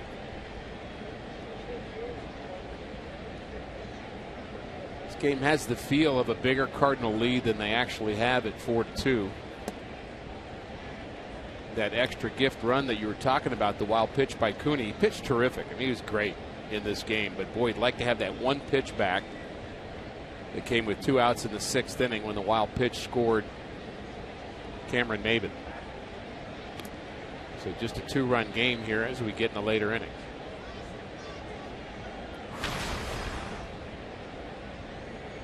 Cooney, I believe, was at 74 pitches. So Cardinals yank him after 7 innings of work.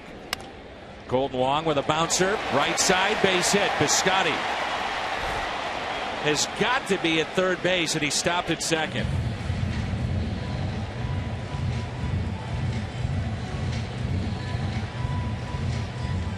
You've seen the throws by Markakis. I'm not sure he had to wait all that much for the ball to get through from the right side if it was going to hit him. No, it's behind him, and he high steps a little bit there, and you know, he runs decently, and Markakis charges that ball hard, and you wonder whether he would even throw to third base on that. Now, I guess you can run with a stiff neck, which Piscotty has. I'm not sure that's a good excuse, but it may be kind of part of it. But I believe, as you believe, that he ought to be on third right now. Carpenter showing bunt, and Carpenter has lined out to right, doubled to right field and scored, and then walked back in the 5th. This thing, the eye test of Markakis, the 2 throws to the plate. But in this situation, nobody out, heart of the order coming up.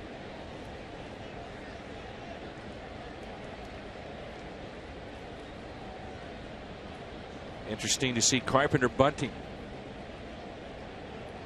Here's an 0-1 pitch. But the point I made about the throw not coming to third base, one of the things that I think gets overlooked is that outfielder has to make a decision. I mean, is he really going to take a chance to try to throw out Piscotty anyway? Because good point. To make the perfect throw, it may be over the cutoff man's head to make the perfect throw on the base. And if it is over the cutoff man, then you've got Colton Wong at second base and you've got bigger problems. We see that a lot on a hit where you actually send the player to the plate and the runner advances to second base, but it also happens in this situation, the first to third. Now defensively, let's talk a little bit how the Braves want to defend this with the first baseman, Turdoslavich, charging at first base. Yeah, well, he's charging, and you've got Johnson in on the grass, but you've got an unsure defense right now because I don't think they're fully convinced what Carpenter's going to do at the plate. Keeps showing that he's going to give himself up. But when you've got Carpenter at the plate, I don't remember the last time that he had a sacrifice bunt. Can you? August of last year. Would you rather see him swing in this spot? Now, certainly with 2 strikes, but just in general as he started the at-bat with a bunt. Definitely now, and I would say I'd rather have him swing beforehand as well. I understand he's struggling, but he's just very good at situational hitting, and he's been such a good runners in scoring position hitter and an on-base guy. I'd let him hit.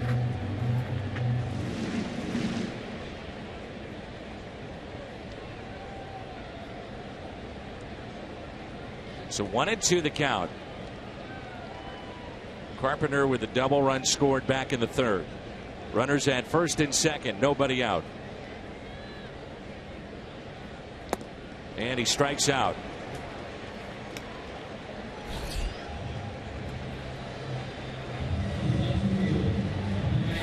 Promised earlier in the game, we have selected the Data Strong fan photo of the night. Tweet your strongest fan photo to hashtag MW Data Strong Fan for a chance to be featured in an upcoming broadcast brought to you by T-Mobile. Very nice. Runners at first and second with 1 down.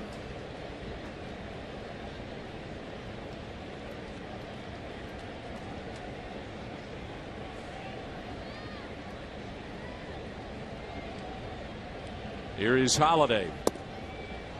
Taken low.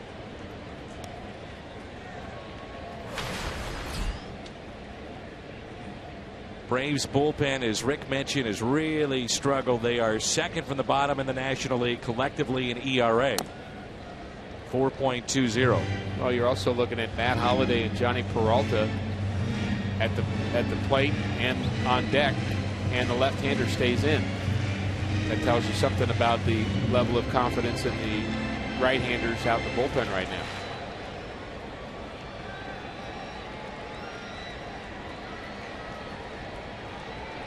One and one the count.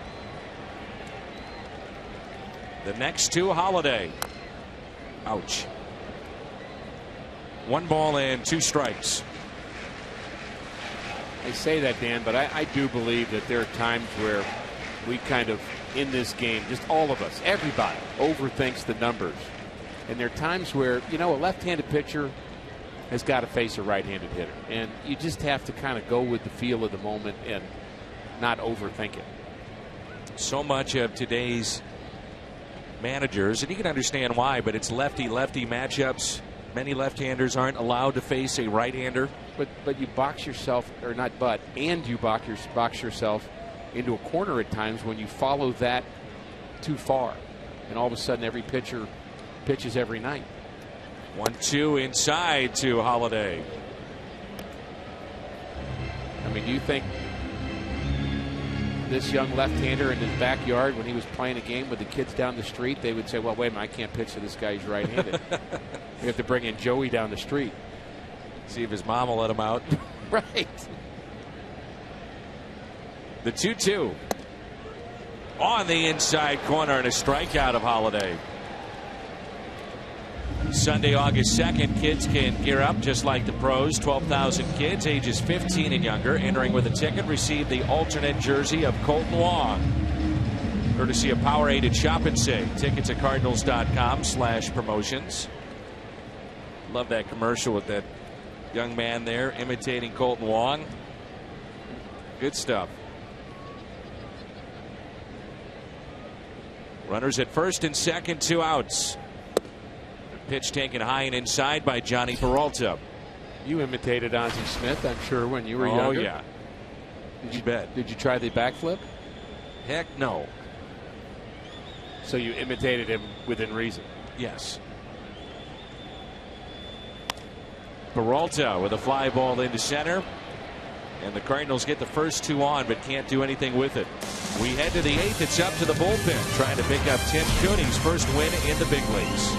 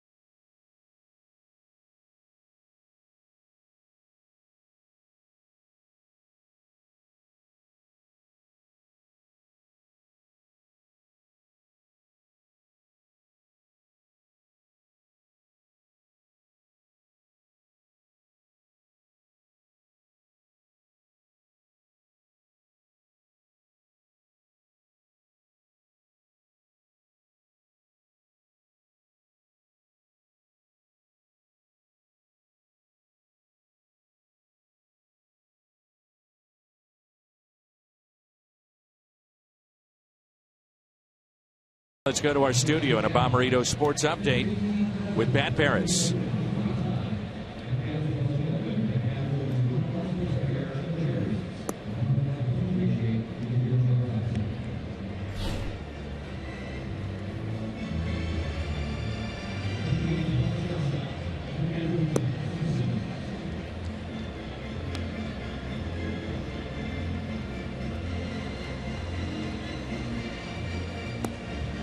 Randall Grichuk shifting to left field. This will be something you see an awful lot of with the Cardinals, as Peter Borges is now at center as the Cardinals deal with the leg of Matt Holliday.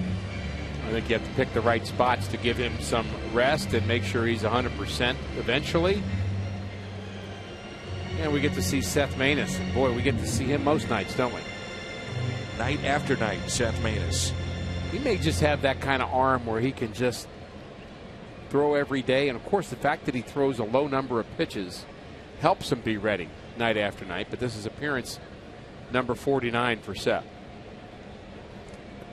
Crowd tonight 44,778. 44778. 25 sellouts already this year, not even at August. Here's Andrelton Simmons, the pitcher spot on deck, and then we'll see the top of the lineup.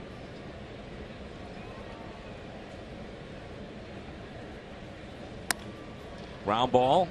There's Colton Wong. One away to start the top of the 8th.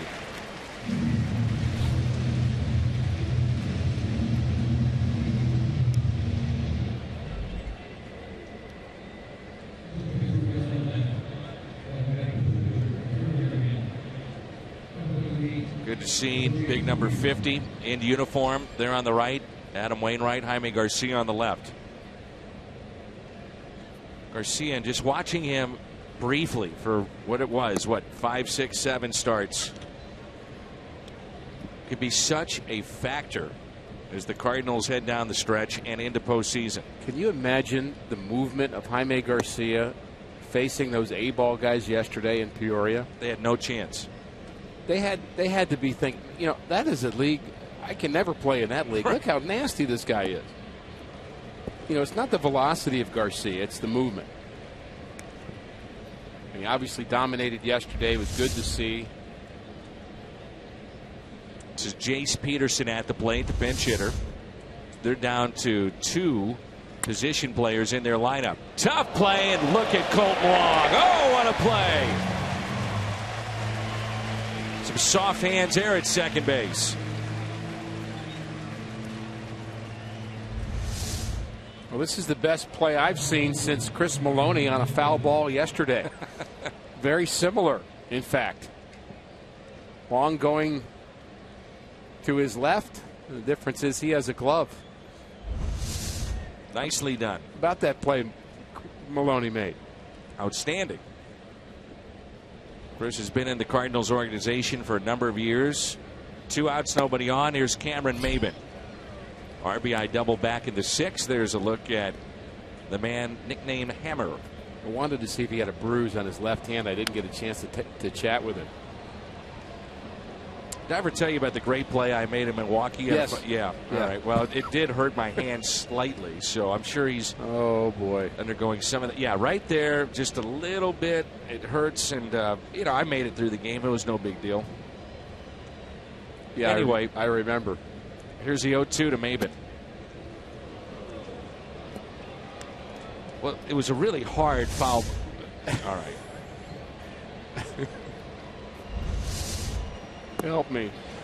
The strikeout of Cameron Maybin. Nice work from Seth Maness. Quick inning again for him. Cardinals on top. 4-2.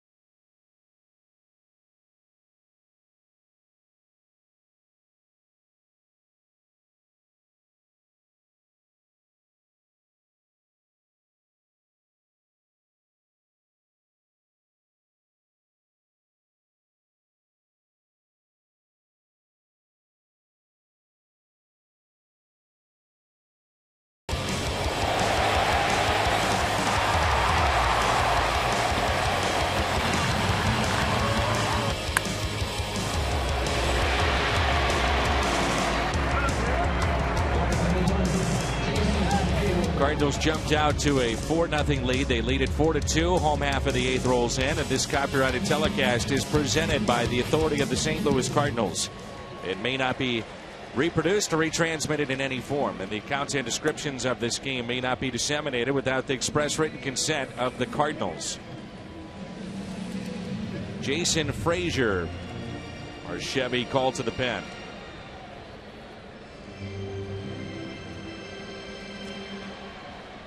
Cardinals have Hayward, Molina, and Grichuk coming up.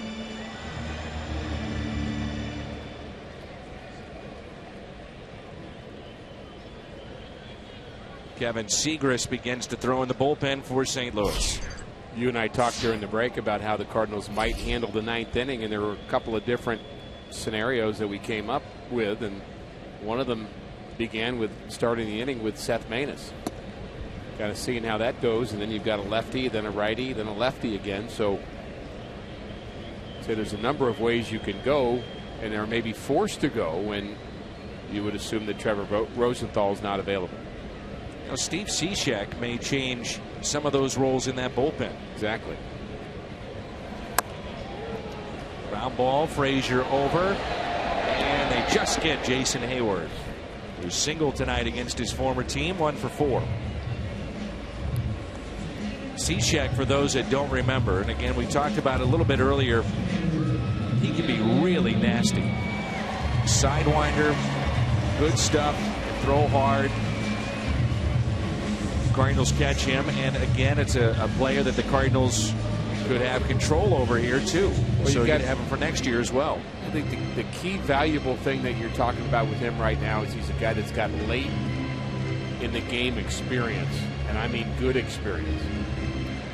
It just gives you some more options. We talked about Jordan Walden pitching yesterday. He'll pitch again tomorrow. He could be that kind of guy. He's been a closer before.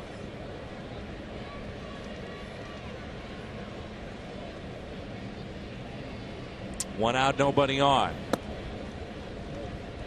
So the bullpen, you would think on paper this team is looking better and better. What else might the Cardinals do in the final week leading into the trade deadline? 2-0.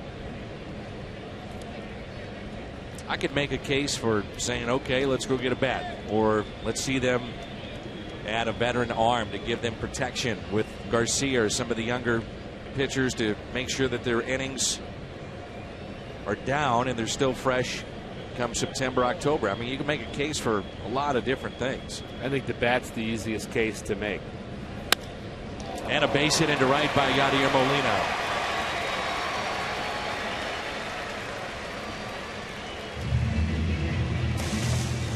St. Louis Cardinals baseball is brought to you by Budweiser.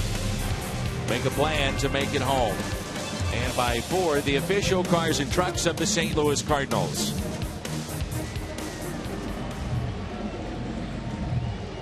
Now Roboski bobblehead night here at the ballpark. Close to 45,000 here in downtown St. Louis as Randall Grichuk will dig in. He's 2 for 3, 2-run homer back in the second inning. Singled, stole a base, scored a run in the fourth, struck out with 2 on in the sixth.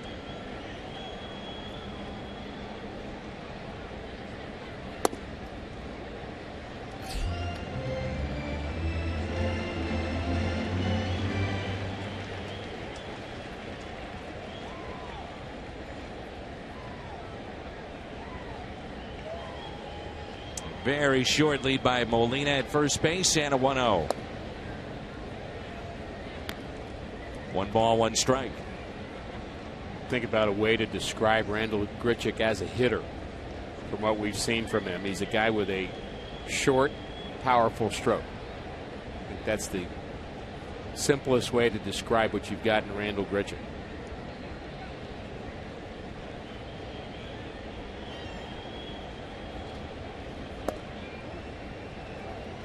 He also has a chance, in my mind, Rick, to put himself at another level with more contact, more walks. Yeah. He becomes more selective, more contact. It could be scary what he puts up. The thing you don't want to happen is that he loses that danger that he brings to the plate with the power. Don't want him to sacrifice too much of that. 2-2. They are straight away in the outfield and deep for Grichuk.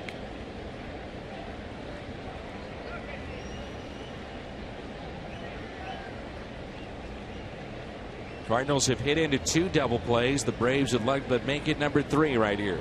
The 2-2 pitch.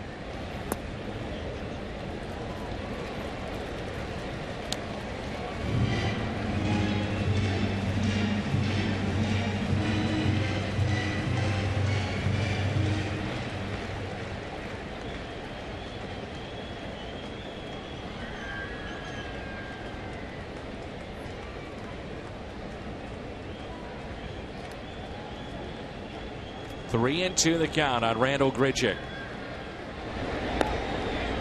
And because of what we talked about before, the fact that Grichuk does swing and miss and is a strikeout candidate, speed of Molina, you wouldn't think they'd start the runner. You would not think so.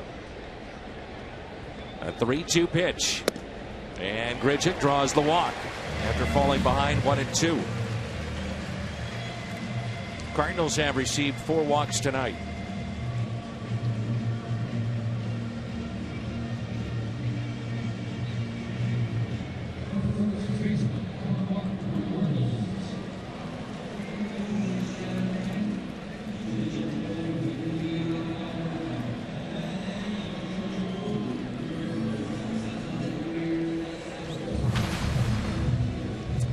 Cardinals trying to win this game for Tim Cooney.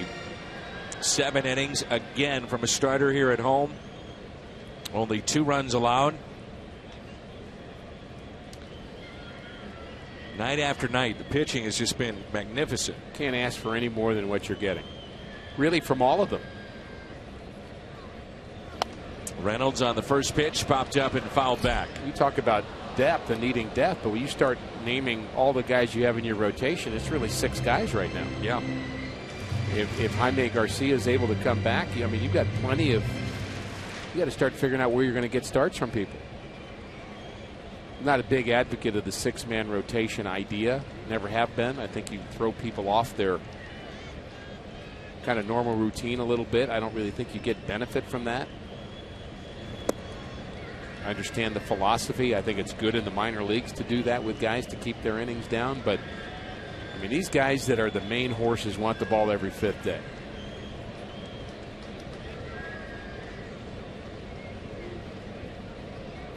One ball and 1 strike. And Dan, with the occasional off day, you're going to get an occasional extra day rest every once in a while. So to build in another one, to me, doesn't make sense.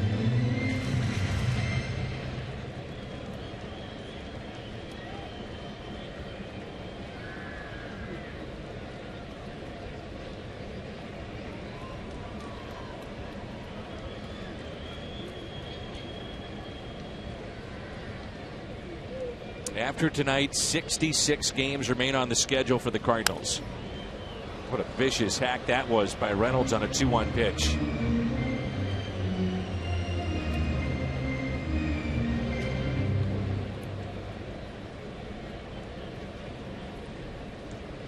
So the reality is the team could play 500 baseball and wind up in the mid-90s.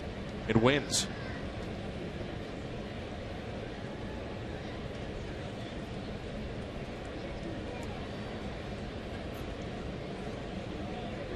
The 2-2.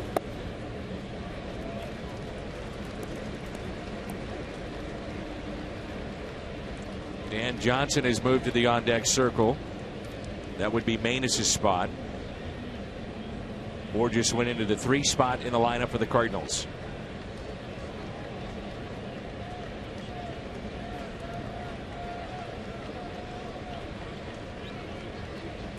Molina, your runner at second base. And Reynolds stays away. The bases are loaded.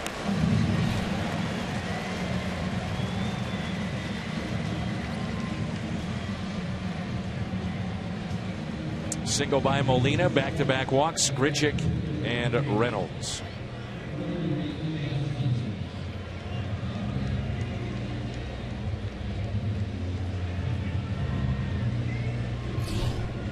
So with Dan Johnson coming up, back-to-back walks. Freddie Gonzalez again going to his pen. A Chevy called to the pen. Bases loaded. Johnson coming up.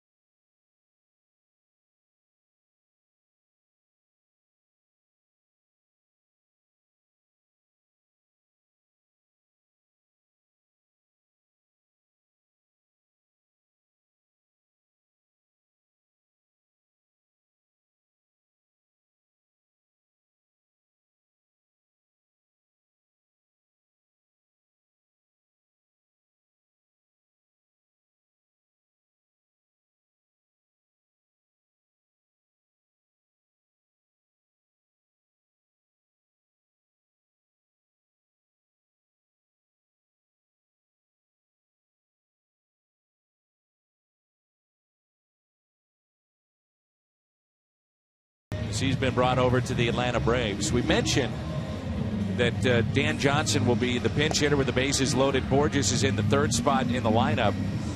And you could have had a double switch where Borges would be up in this spot. Dan, it was originally on the scoreboard here that when Peter Borges came into the game, he was into the ninth spot, and Seth Maness was batting third. That was originally up on the scoreboard, which would have been the classic double switch. But for some reason, Borges is actually in that third spot, and the pitcher's spot is now. And so what effectively that does is it forces Borges out of the game.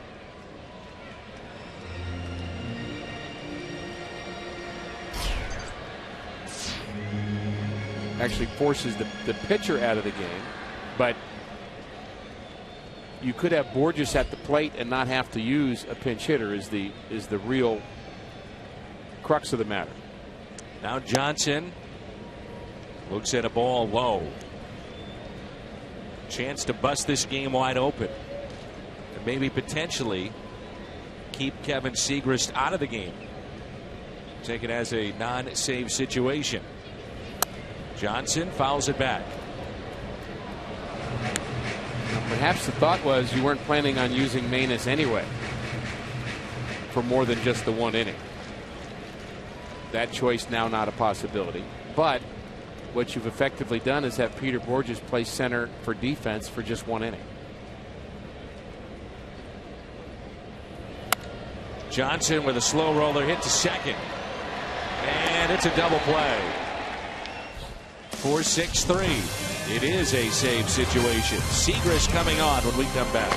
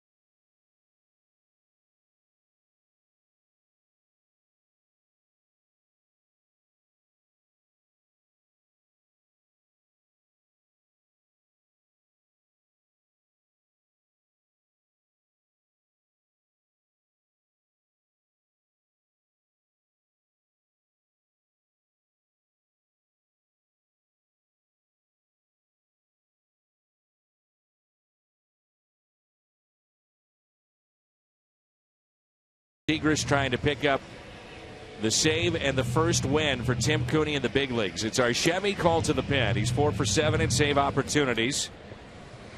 As we take a look at the Hyundai pitch arsenal for Segrist. Really isn't a lot of complexity to Kevin Segrist. He just throws hard. Flat out throws hard to lefties, righties. Four-seamer 75% of the time. Does have a good changeup, which has been developing. The breaking ball is a pitch that's got him into trouble at times, but is also developing. And talk about developing. You're giving him the 9th inning. That's part of the development as well.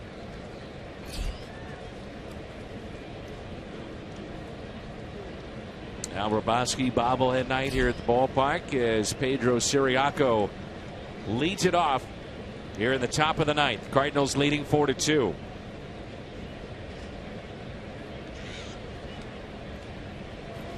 Siriaco looks at a strike. Hit one to the track back in the first inning. Flied out to center twice, and then Tim Cooney with one of the plays of the night, the ground ball that he fielded between his legs.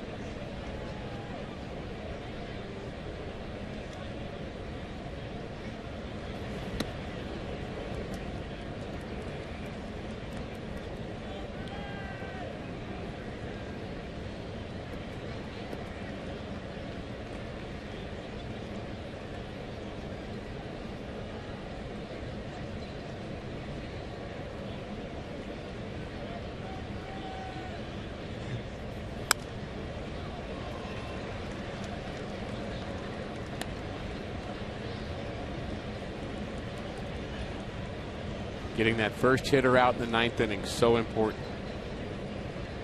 with a 2-run lead. 1 ball and 2 strikes.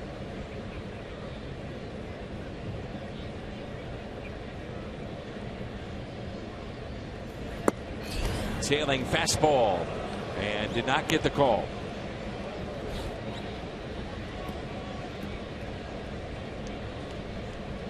Remarkable year that Segrist had 2 seasons ago. Dealt with the nerve issue last year. Back to form here in 2015. The 2-2 pitch.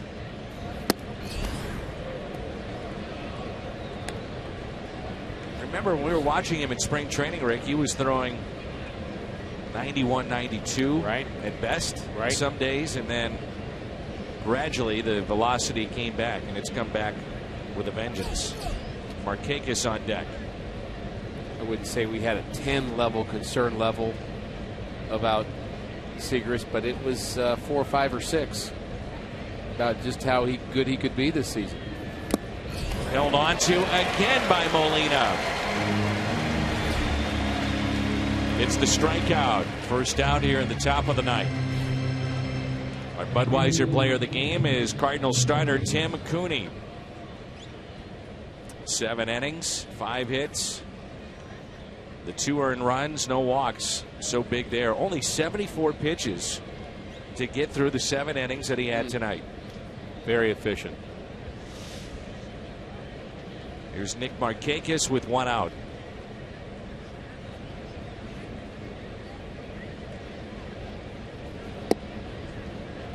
Interesting to see how Molina was setting up there. He's outside, showed the glove, and then towards the middle, and then moved it back to the outside, as if to say that, okay, Markakis, if you're peeking, here's the glove, but the pitch was actually intended for the outside portion of the plate. Hits his spot again. 0-2. Wow. That's painting right there with 96.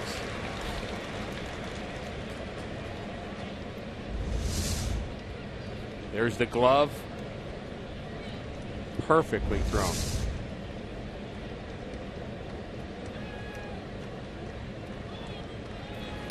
Hit his spot again. Segrist, no play. Carpenter, no play. Those are 3 pitches. I'm not sure he could have placed them any better. But that's baseball. And that's baseball. The result is a hit. You have to kind of get past that. Don't worry too much about it, because that could not have been a better pitch. Just off the plate. He has to protect. Just chops down on it. Really no play for anybody.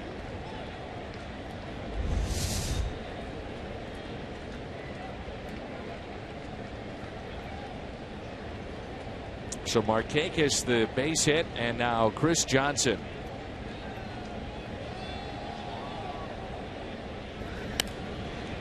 Popped up. Is it playable? Reynolds over, so is Wong. Wong sliding for it and comes up short. Great effort. I tell you what, watching Colt Wong the entire way on that pop fly, that is a guy that wanted to catch baseball. I mean, he was flying. He had very good closing speed. You saw 3 guys going for the baseball, but Wong wanted it. Just couldn't get there. Look how long he's got to go. He's near second base, and he is flying right now. He is just making up some ground. Terrific effort. And how close? About a foot.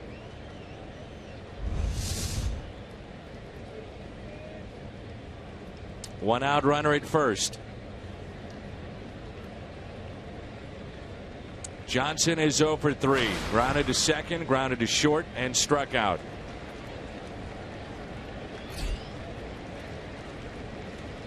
Here's an 0-1 pitch from Kevin Segrist. Cardinals turn to 6-4-3 double play back in the second inning. They have hit into 3 double plays tonight. They've had opportunities to extend this lead and have not been able to do it. The 1-1. 96 from Segrist. Free and easy, isn't it, Rick? Just jumps out of his hand.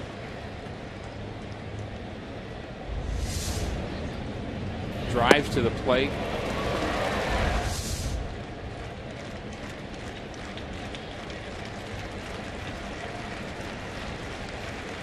The 1-2 pitch.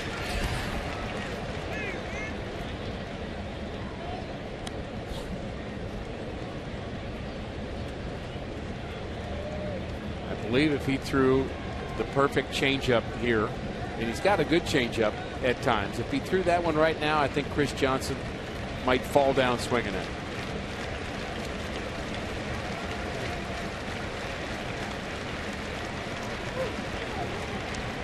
Remember, Johnson nearly won the batting championship in 2013 when he hit .321 for the Atlanta Braves.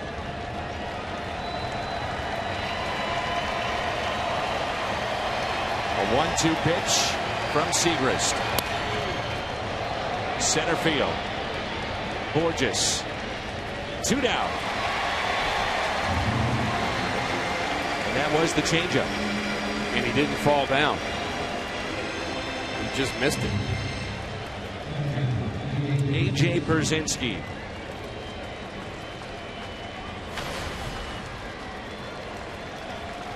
Cardinals are 1 out away from taking game 1 of this series.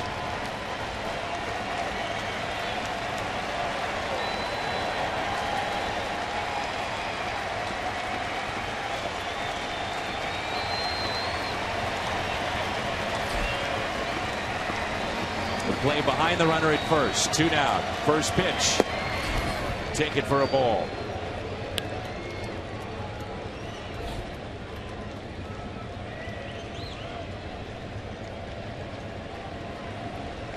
Pierzynski, the final hope for the Atlanta Braves. The 1-0.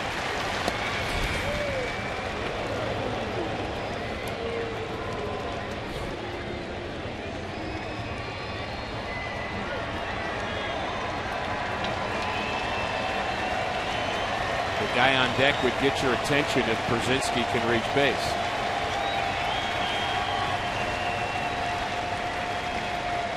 The 2-0 pitch. 3-0. That's Johnny Gomes on deck.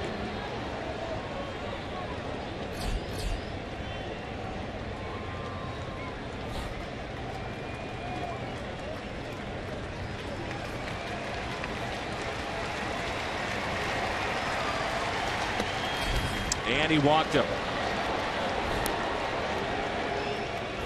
The tying runs are on.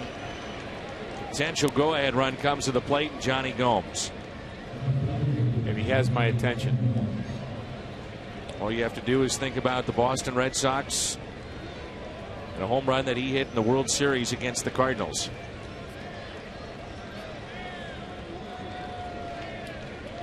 He lined out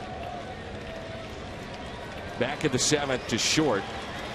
He's popped out, grounded into a double play. Hitless tonight. Average has dipped under 200 now at 199. Runners at first and second. Segrist can't find the strike zone. Molina out to visit.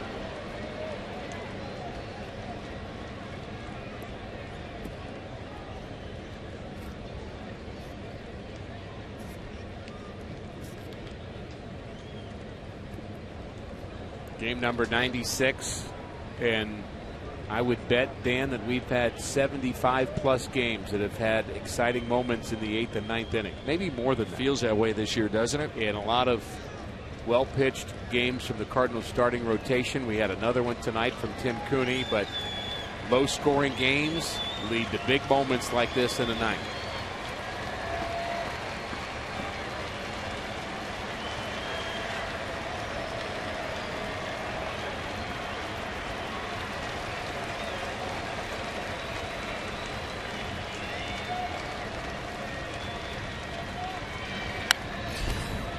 He was swinging away after 5 straight balls from Segrist. 1 ball, 1 strike, and that is guarding the line.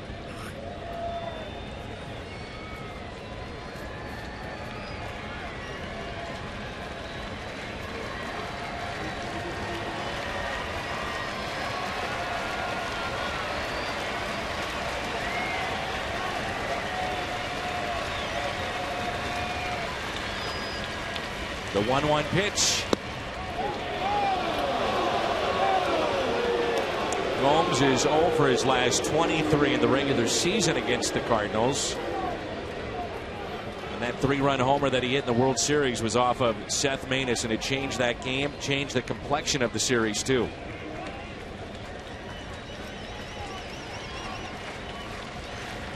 The 2-1. 3-1.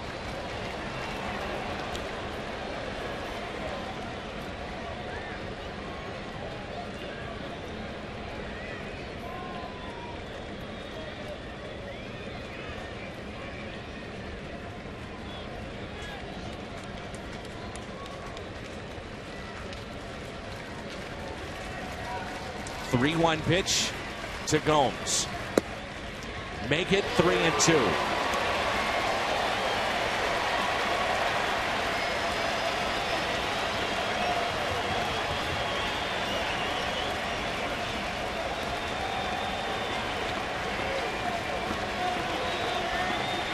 Will he end it here?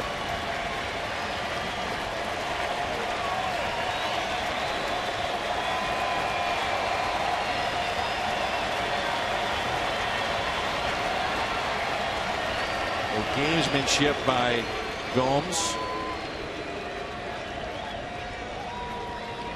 Seen a lot of changeups in this at bat. Maybe time for a fastball. The 3-2 pitch. Molina sets up outside. Runners go. Fought off and fouled back. And we'll do it again.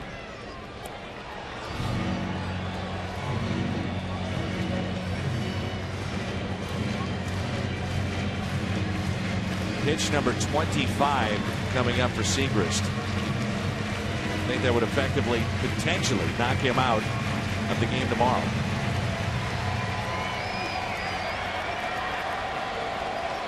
But he's worried about right now.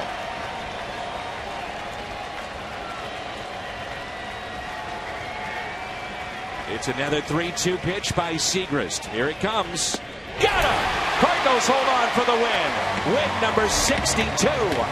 They take game 1 against the Atlanta Braves.